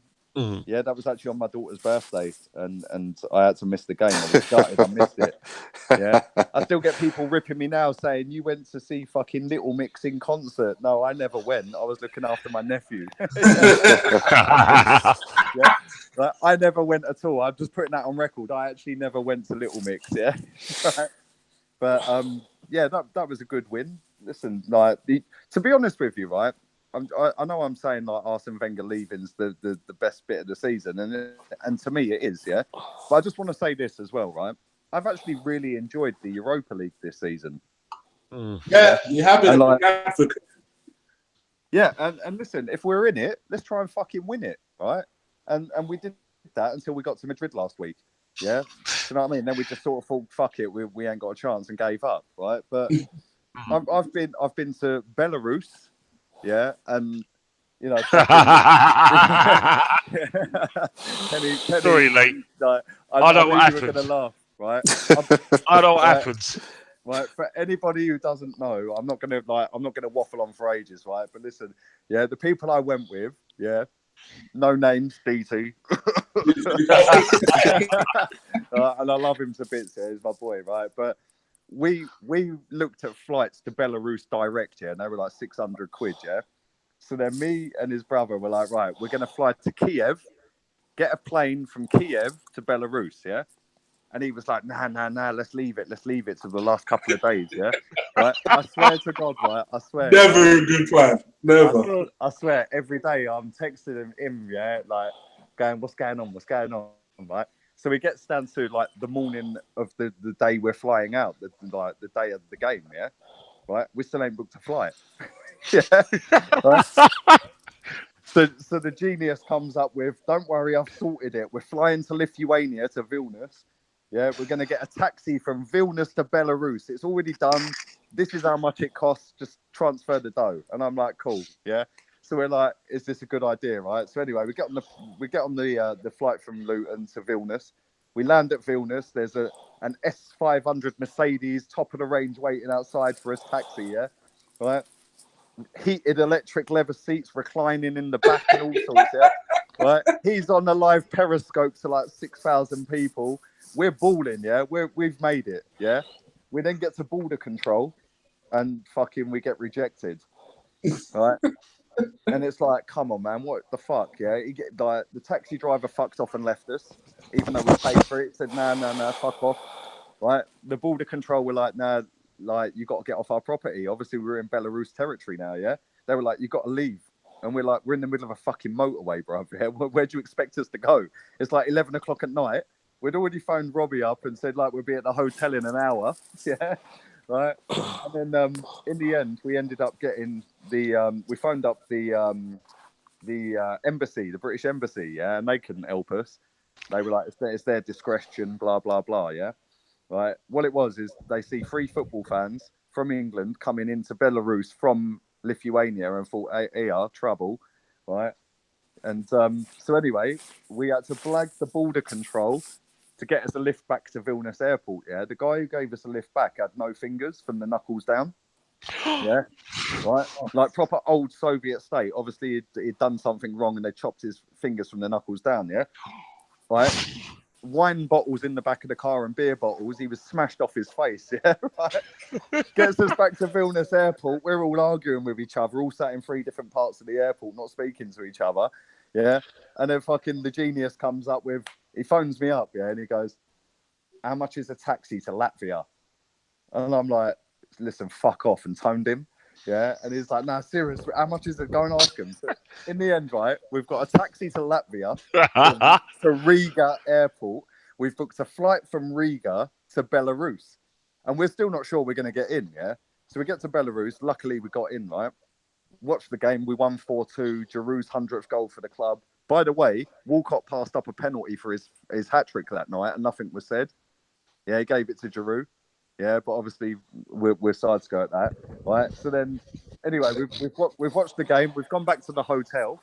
We're thinking, right, the taxi will come and pick us back up to take us to Vilnius in a minute. Taxi don't turn up. Hour later, we're fucking going mad, ringing him. The bird on reception in the Hilton where we stayed. She goes, "How did you get into Belarus?" We were like, "Well, we flew." She goes, "That's the only way you can leave. The way you come in is the way you have to leave." So we're like, shit. So if we've come by taxi, you can only leave by taxi. She's like, "Yeah." Oh, right? no. Yeah. So we get fair play. Big up Miles at Sport Options, by the way. Yeah. He let us jump on his coach. Yeah. Back to the airport of Belarus, right, at Minsk. And we're standing in the airport, all arguing with each other again. Yeah. 3 different separate sides of the airport. Thinking, how the fuck are we getting home? Yeah, Robbie and Sal and all that lot have gone. They're on their plane. They're chilling, yeah?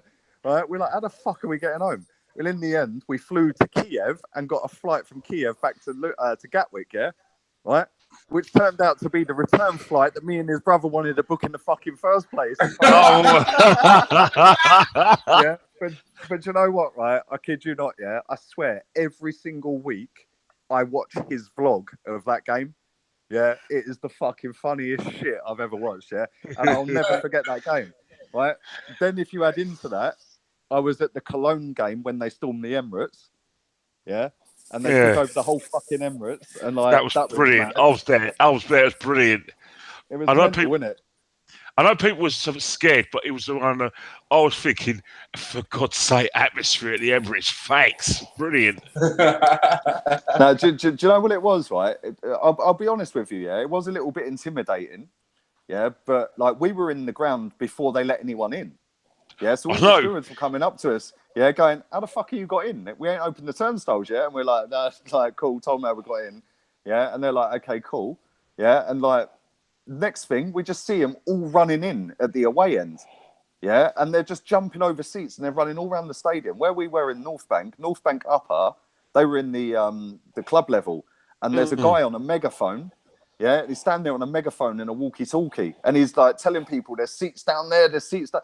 Yeah, and when we took our seats, yeah, before all this happened, we took our seats. As we're walking to our seats, there was 3 Germans like in the row behind us, yeah? Yeah. So we've walked up to them. We've gone, "Listen, no fucking trouble. Yeah, we don't want no drama, mate." Yeah, and they've gone, "No, we're only here for the atmosphere." When Sanchez bent that shot in, yeah, we were right behind that. As soon as he hit that, I knew it was in. Yeah, right. Them German lads behind us, they got their camera phones out. They're cuddling us. They're jumping up and down. They're singing Sanchez baby song and all that. Yeah, they were fucking sound, but it was a bit intimidating, I must admit, right? But then, so we've had Belarus, we've had Cologne at home. I did Östersund away, yeah, coldest place I've ever fucking been in my life. But we managed to get on the pitch, yeah. We got on the pitch about 10 hours before kickoff. We were just bowling around the pitch. We're chatting to like executives from UEFA in the middle of the centre circle, like, yeah, it was just mad. And then Östersund at home, yeah, we've gone to meet somebody, and we're driving down Avenel Road. Yeah. Next thing, there's 5,000 Östersund fans marching to the ground. We got caught up in it. Yeah. So I'm like, "Fuck this, let me out." And I'm in with them, and they're beating their drum, and I'm videoing it. Oh, it was fucking weird. I've loved the Europa League, man. And like even Madrid last week, yeah. Like Madrid, I went out there. We met a lot of people out there, and like a few of them wanted to go to the ground a couple of hours early, go and experience it, yeah, with their fans. And I was like, no, I'm staying in the square getting pissed, yeah? and me, I had to delete it. I even sung the Mesut Ozil song. Yeah? Oh, no. I put it on my Instagram story, but when I watched it back the next day, I realised I didn't sing it right. I got the words wrong, so I deleted it.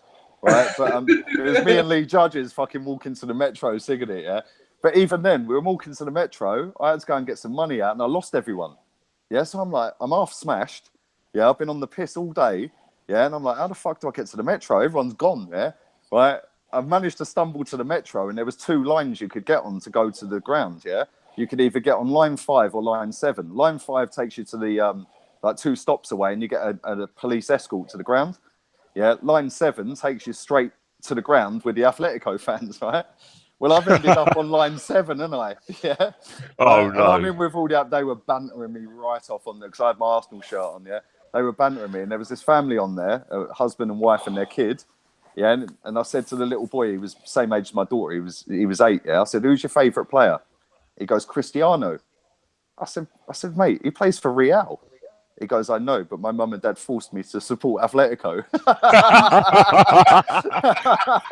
Yeah, fucking brilliant. Oh, that's absolutely brilliant. And then when we got in the ground, obviously, mate, that ground was amazing. Absolutely fucking fantastic football ground, man. Their fans, yeah, every time we got closer to their goal, their fans got louder. And then the further away from the goal, they dropped down in voice. Yeah, but I've loved the Europa League, man. I can't wait till next year. I'm going to go Azerbaijan for the final, bruv. Trust me. Yeah, and for me, I know Wenger's gone. Yeah, and that, I suppose, is the highlight. But for me, the Europa League, man, I'll never forget some of these trips there until the day I die, man. It's been fucking epic, man.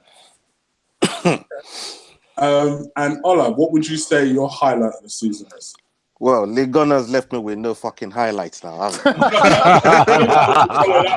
have to and that's a wrap. We might as well shut the show down now. You know what I mean? I have to scrape the bottom of the barrel to fucking get a highlight out. But yeah, so I just say Ozil signing a new deal, brother. No. Fuck that. You know, like we all said, you know, I mean, I have to echo, you know, the news of Wenger leaving. I remember, I mean, watching Tig doing that Roomba dance. Celebration. That should be the highlight of a lot of people. That was a mad one. But the game that I was at live, and I echo what everybody said, including the Tottenham game as well. That was on my birthday, same as Lee's daughter's birthday. But I was at the game against Watford. And watching Troy Deeney miss that fucking penalty, I lost it with Mike, Tom, Joey Murphy.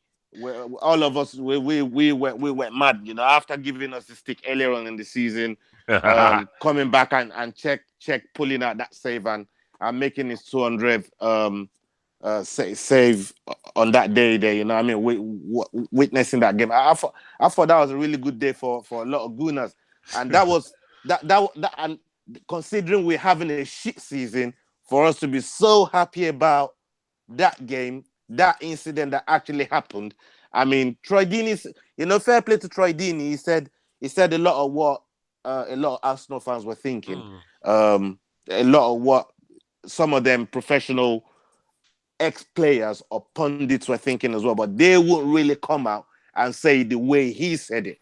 And fair play to him, but at the same time, middle finger up to him.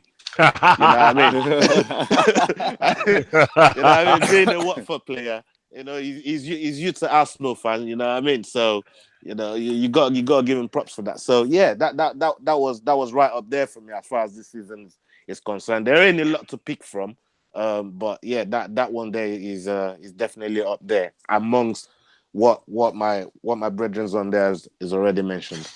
And quickly, Ola, what would you say your low light is? Just as we move towards there's a lot of lows. Where do I start? We could be here another 3 hours, man. Only one. Pick only one.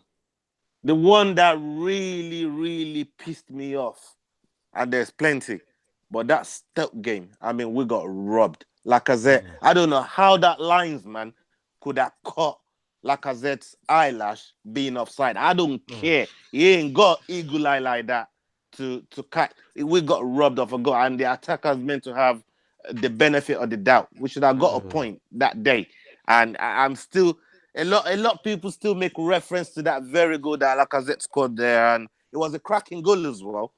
So to disallow it and make, you know, we ended up losing that game. I mean, that was a travesty. And yeah, that's definitely right up there. I don't like losing to Stoke. I hate it.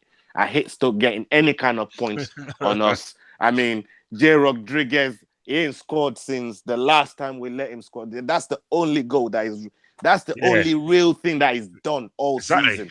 And he still haunts me till right now. I fucking hate it. But that's our Santa Claus attitude. You'll already know how it is. All right. Stoke, that's interesting. Lee, what would you say your one low light is? The one that sticks out the most? Oh God, fucking hell. That is a serious question. Like, there's so many, man. There's so many. The cup final, the semi-final against Atletico. There's loads, man. Bantered off all season away from home. For me, I'm going to go with Swansea away. Yeah, because that day, right, I finished work at 1 o'clock in the afternoon. Right. We paid 11 quid to go over to the bridge to get into that fucking shithole. Yeah. Right. It took us 4.5 hours to get there. It was hammering down with fucking rain. I got soaked. I looked like a drowned rat. Yeah. We then got fucking bantered off, and Swansea fans are right next to me giving it, "We want you to stay, Arsene, we want you to stay." Yeah. And then I've left the ground. I got home at 3:45 in the morning. Yeah. I went all the way there, 14-hour round trip to go and watch that bullshit, man. Yeah, and soaked and fucking, man, that did fuck me off. Yeah, and when I got home, it was like 3:45 in the morning. Yeah, and I sat in my car, I had a cigarette before I came in. Yeah, and I'm sat there going, "Why am I doing this? Like, I've got to be up in 4 hours to go to work. Like, why? Why have I just done this? Like, yeah, and like that's for me the worst one. But I'll be honest, Liverpool away 4-0. That is a close second. Yeah, that is a close second. But for me, Swansea away was a fucking piss take, man. Tottenham away was robbery as well. Tottenham away is my one. Just 4 power. Tottenham away was boy, we got lucky there, man. We got lucky. That should have been 5. Yeah, it was a hard one to take that one. Kenny Ken, how about you? What's your one particularly low down point? I was going to say Watford, but the League Cup final really cut me down. It really, really finished me off. I never left the ground feeling so angry. It was like everything just went. If you think about the day, I was so looking forward to it. I was like a little kid. It's cup final day. You know, we're gonna go to the Green Man. I'm gonna see my mates. I saw Lee beforehand. I was rubbing my hands. Lee, remember that? I was so excited. I thought I knew Man City were better than us. I knew it, but I just felt, like we're gonna put a performance. And then that performance, it hurt me. It really, really left me gutted. And I don't usually do fan cams this season, but one guy called Belgium said, "Come on, let's do one." And I just pulled my heart out. I was really gutted. It took me a week to get over that game. And just when I was, like in a bamboo, we go and lose some 3-0, the same sort of performance.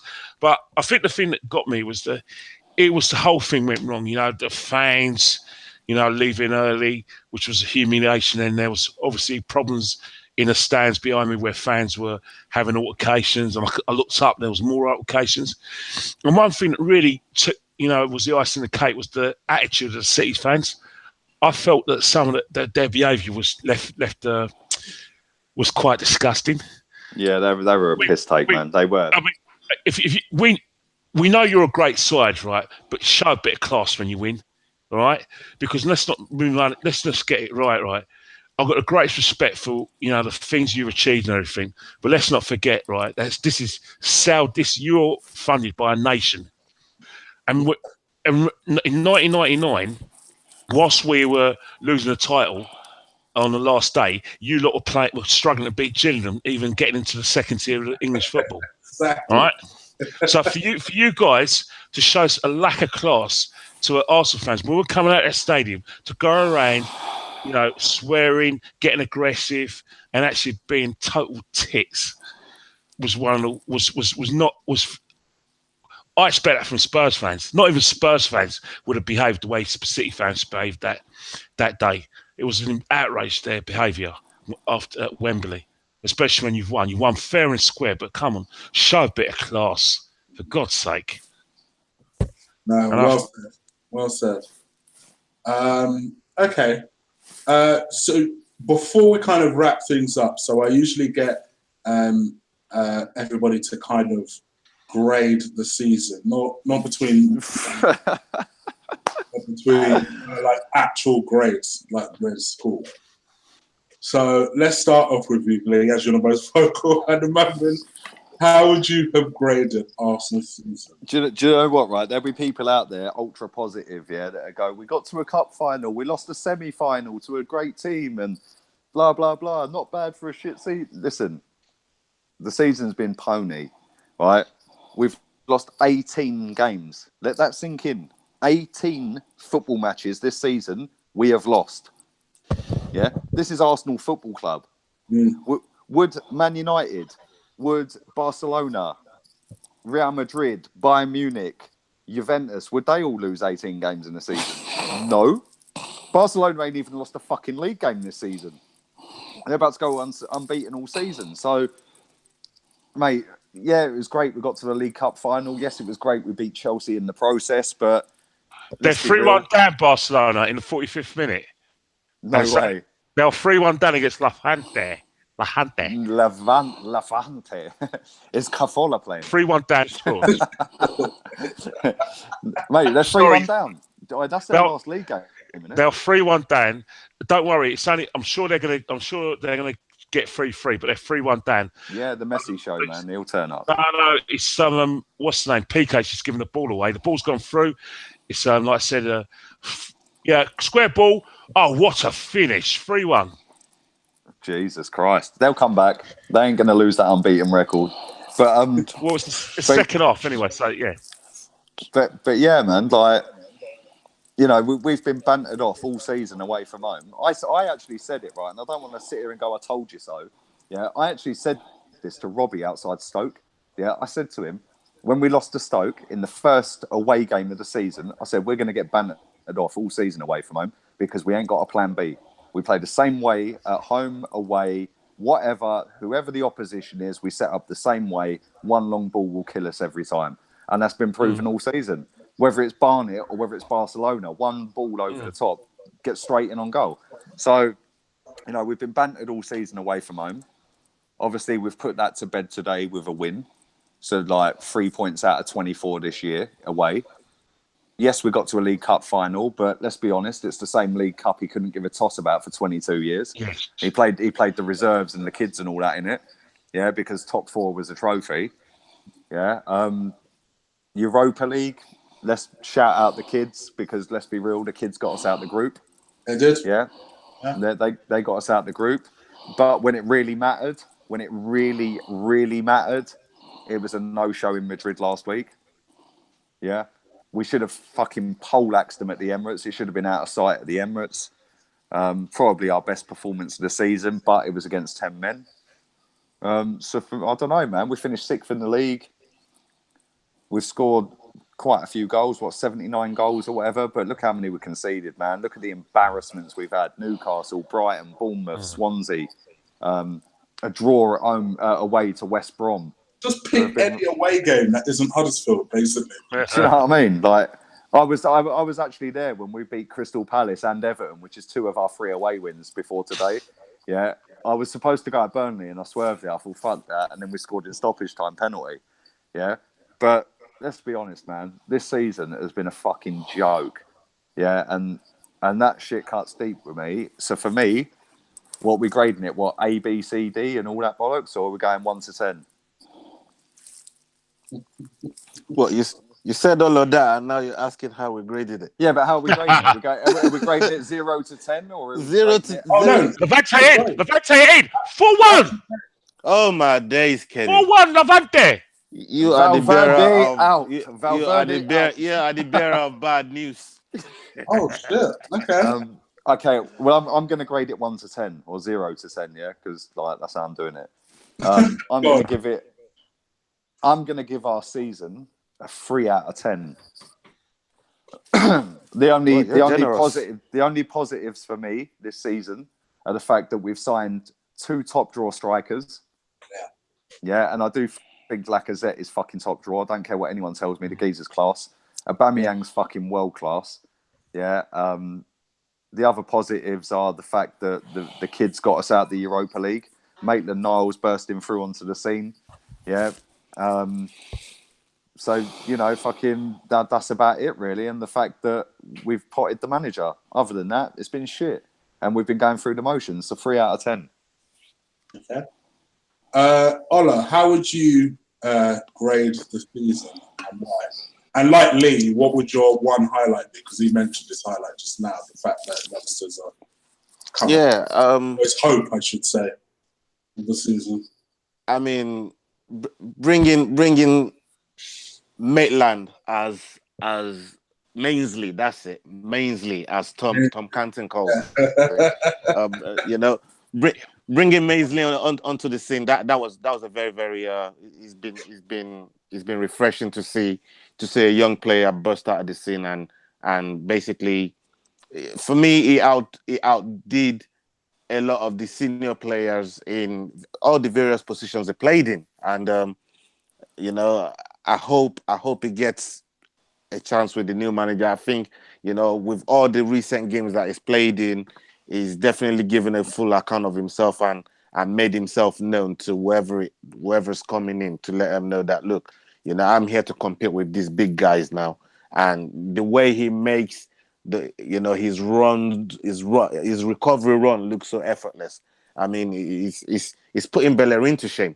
To be fair, I mean, what was it? It was a Leicester game, and it was Vardy that was getting away. I think Vardy had a good 10 yards on him. I was in the stadium at the King Power Stadium, and Vardy had a good 10 yards on him, and the way he caught up with it. And Vardy ain't no slouch.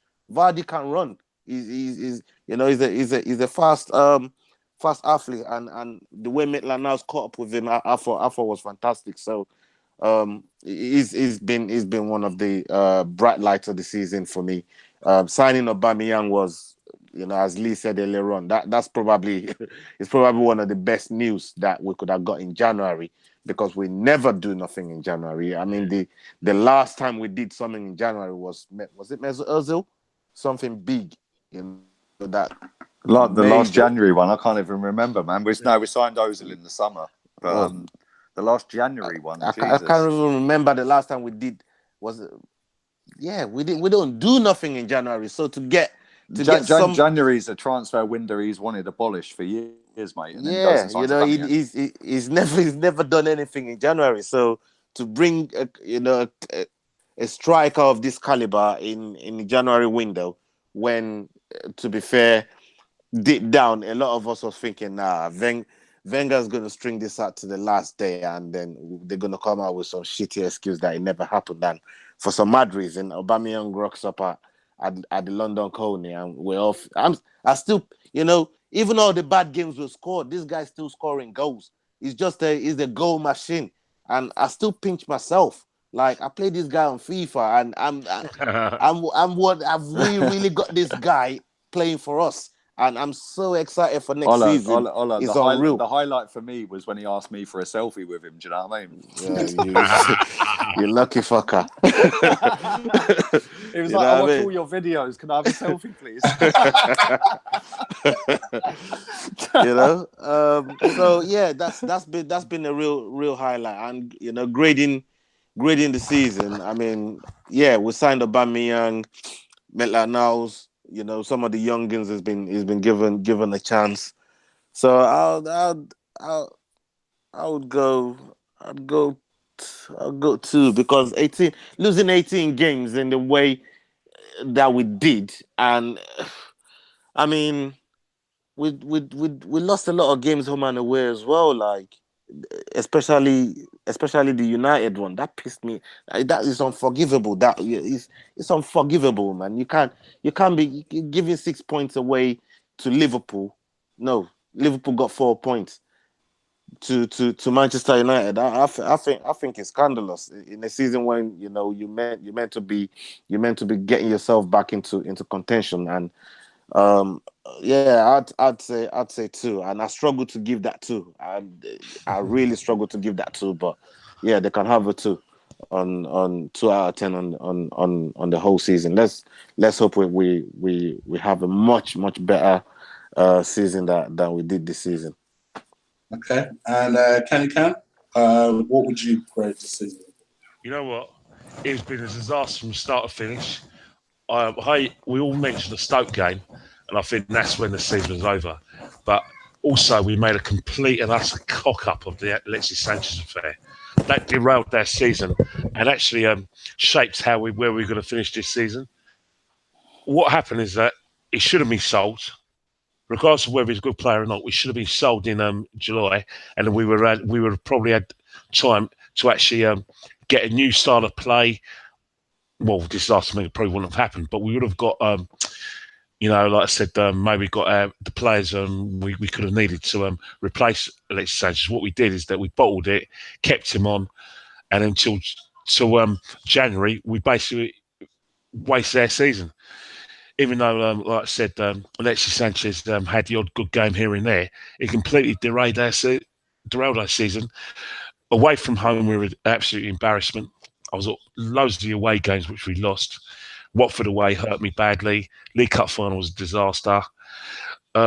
Also, most importantly, I think the thing that really has got me down as well was the lack of form from our star players like Mesut Ozil. I agree with Lee that the first half of the season I thought he played really well, but when we really needed him, once again, he just wasn't there for us. We needed him against Spurs away.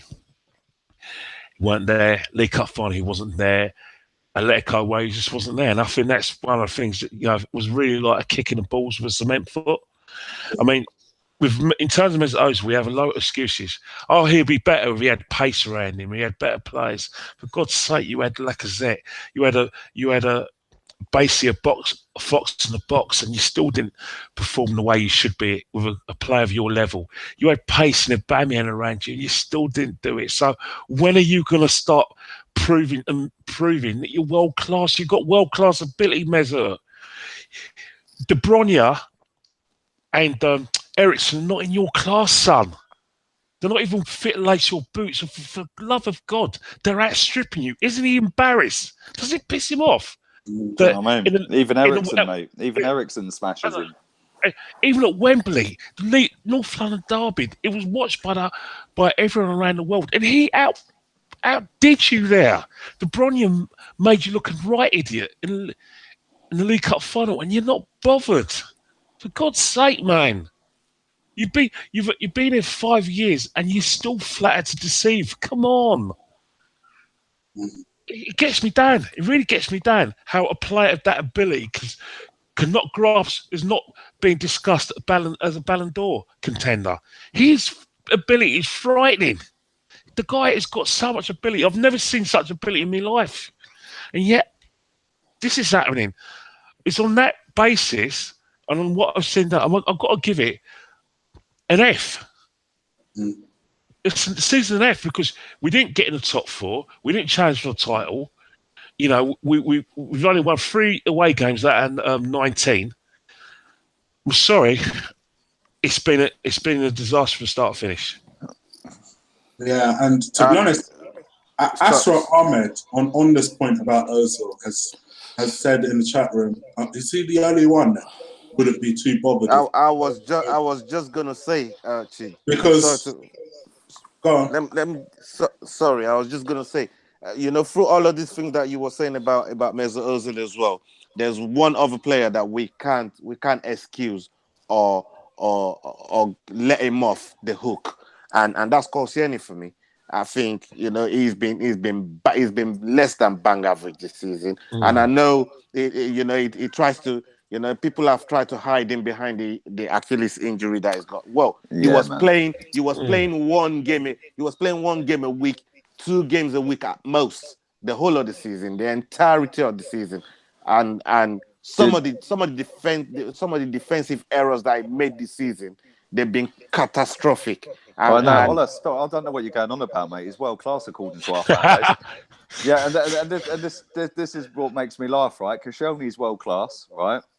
Bellerin's the best right back in world football ever, right? Xhaka's the best fucking deep lying midfielder ever. Look at his pass completion, yeah. Then you've got Ramsey, yeah, fucking cult hero, yeah. Do you know what I mean? And to be fair, I do think Ramsey's a good player, by the way, so I'm not slagging him, right? But this is how fans go on, right? Then you've got Mr. Missing, yeah, Mr. I've got a back injury carrying all my wages around, right? Then you've got Aubameyang, Mkhitaryan, and Lacazette. Before that, you had Sanchez there as well.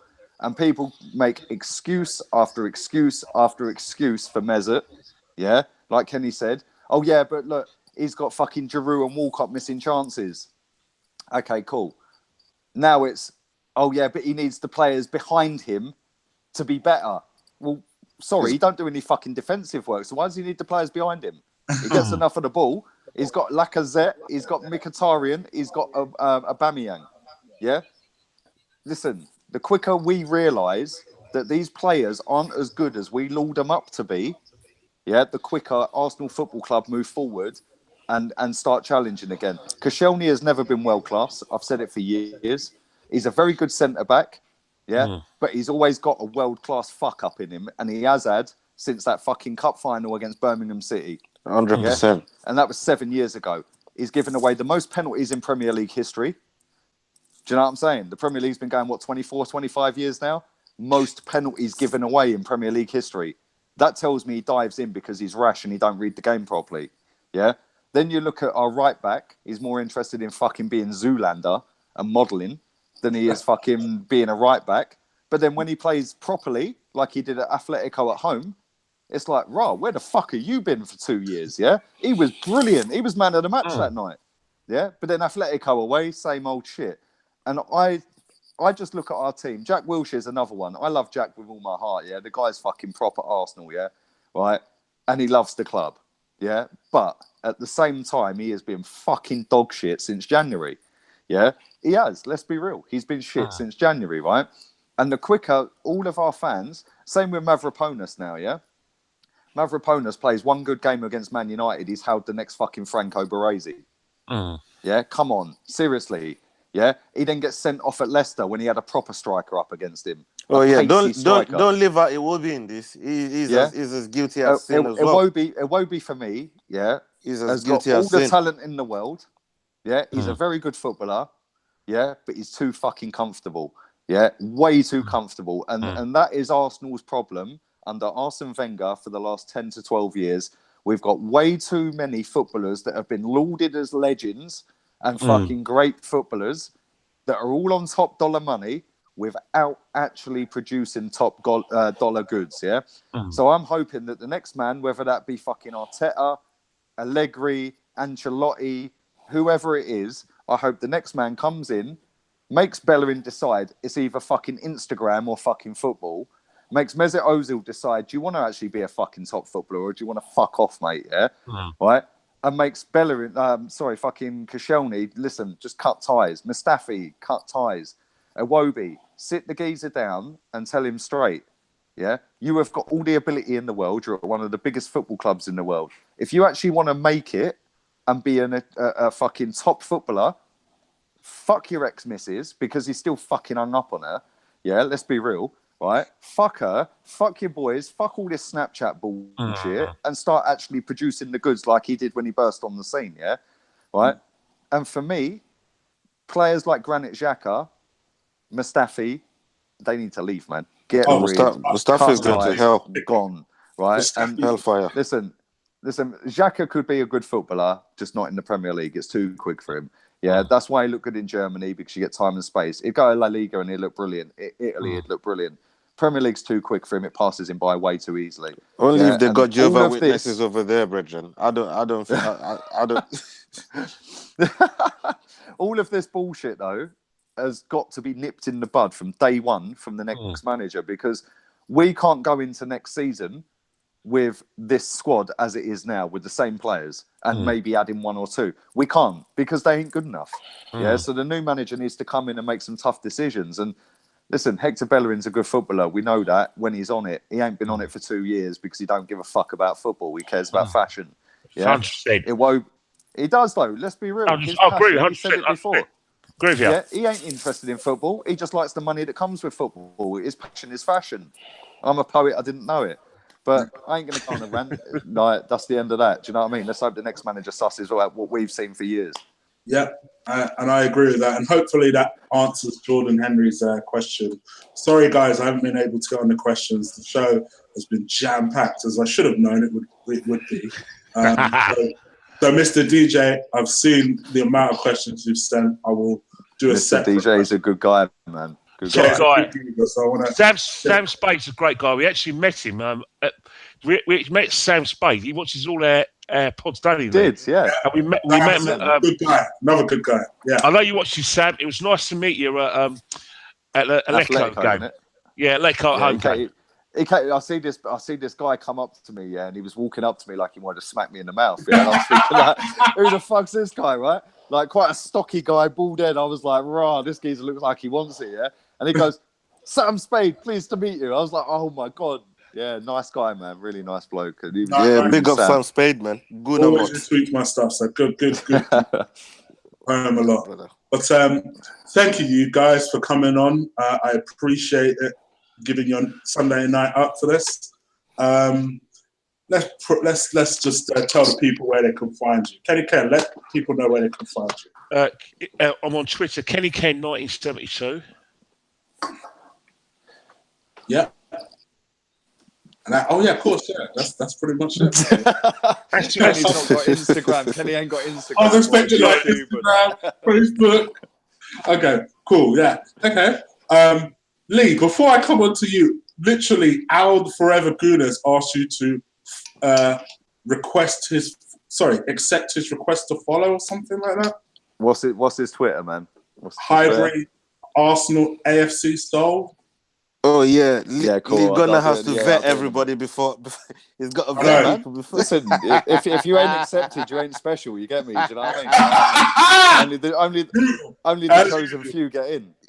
So Lee, explain to the people what's going on your channel before I start plugging something that may not exist anymore.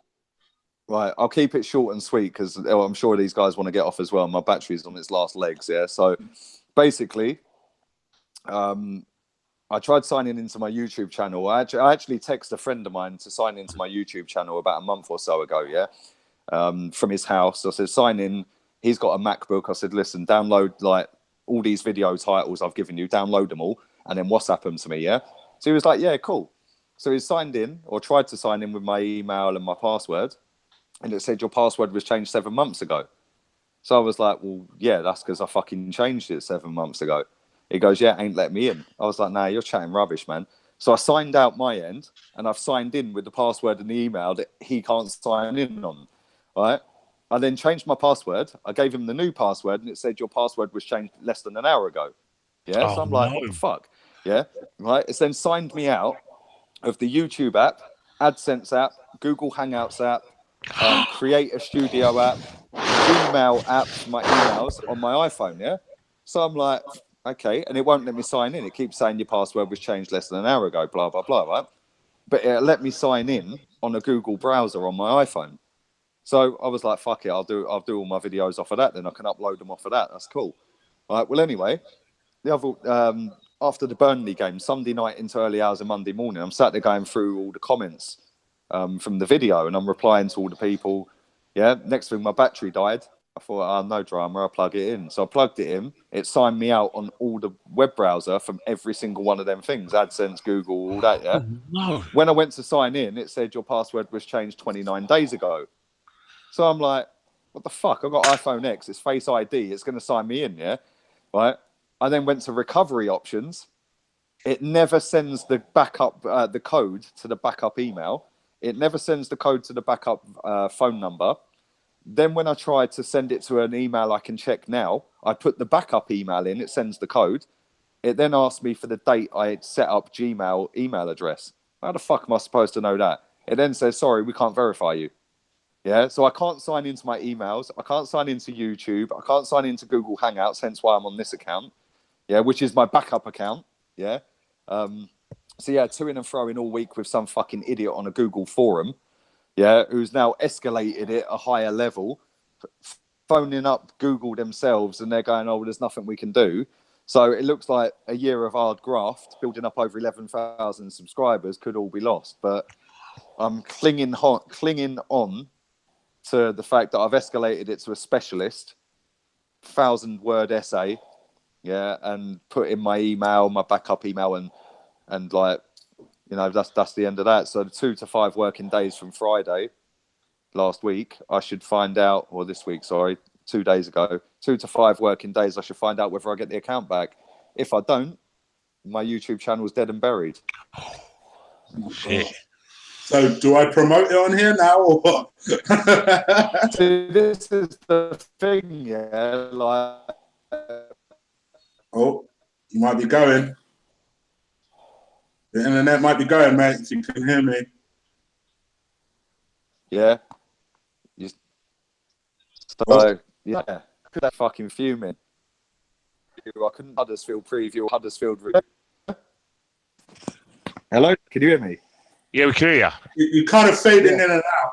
Do you know what it is? I'm on 4% battery, so I'm going to plug my charger in, yeah? But listen, like, the thing is, I've been sat here and I'm thinking, like, do I set up a new channel or do I not set up a new channel? Because I don't want to set up a new channel and then it comes to, oh, you've got your channel back, because that's confusing, yeah? But at the same time, yeah, like, you know, I think my run, I've obviously gone out to Madrid. I've said the season's over. That's me done. And then obviously I ain't posted nothing. Yeah. And obviously, as you know, with YouTube, you've got to be consistent. Otherwise you lose following. Yeah. Like, it's all about consistency. And everybody knows that I put my shit up 24 hours before a game and I put my review up literally minutes after the game ends. Yeah. So I don't know, man. Listen, by this time next week, I should know whether I get my channel and my email back. But worst ways, I have to set up another one, which is going to fuck me off because I've put so much hard work into that channel and I've built it up to nearly 2 million fucking views and nearly like 11,500 subs. But listen, this is me, yeah? I ain't a fucking quitter and I will fucking get to 10,000 quicker than I fucking did the first time round. So, yeah, man. You will. Yeah, I will. Trust me, mate. By the start of next season, if I have to start a new channel next week, by the start of next season, I'll be close to 10K. Because I'll fucking graft my ass off because I enjoy doing it. It's a passion of mine. And like, I just love speaking about Arsenal. Do you know what I mean? And like, I'll be honest, like Graham, who goes on Arsenal Fan TV, most of you guys probably know him. Yeah. He put a great tweet up last week or earlier this week saying that the best thing about going on AFTV is the fact that people recognize him after games and want to talk Arsenal with him. Yeah, and I echo that, man. That's fucking... I've met so many people this season that I would never have met if I didn't have a YouTube channel or hadn't gone on AFTV this season, or even your channel, Chris, yeah? Like, people come up to me, they recognise me, and they want to talk about football, and they want to talk about Arsenal, and it's great, man. And I'll talk to anyone, man. That's what I do for a living. I speak to people. Do you know what I mean?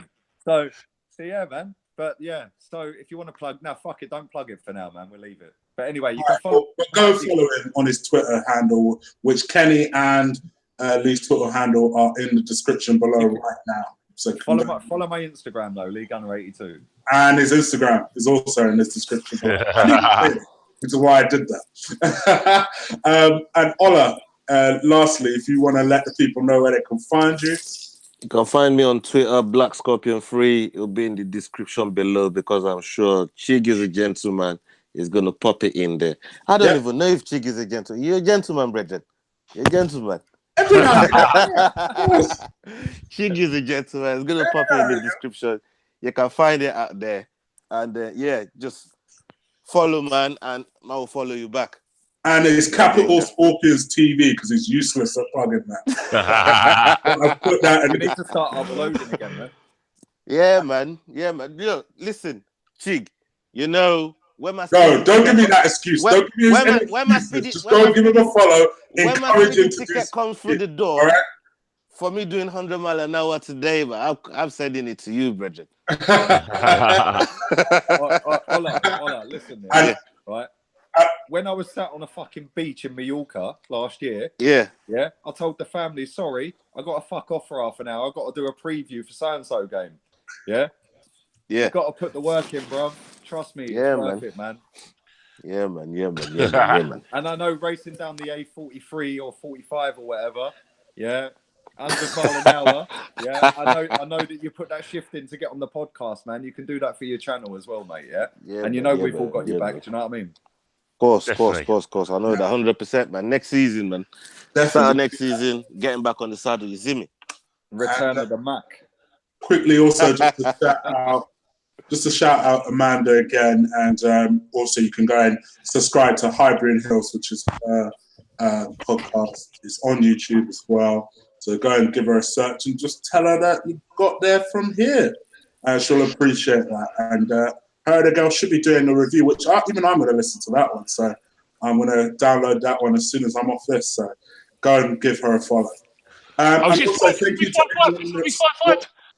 It's 5-5. Huh? No, it's 5-4 Levante. No way, it's 5-4. Oh, man. They'll 5-2 up. They'll 5-2 up. And then they'll 4-2 up. And then Real Madrid's got a penalty by Sanchez. So there's 15 minutes to go. And they're 5-4 down Barcelona. Right. I'm hearing Coutinho. Coutinho is got a hat-trick or something. I'm off to go watch that game. Last 15 minutes. I've just put it on, man. I've just put it on there. All right. Listen, so you guys. I'm going to love you and leave you guys. Yeah. I'm going to press the like button, hit that subscribe button, and I'll be back throughout the summer to do loads of chopping block episodes covering Nigeria, covering England in the World Cup. So keep an eye out. All right, people. I'm out of here. And one final time, Lee. Wenger's fucking left. Yeah. Take care, people. Peace.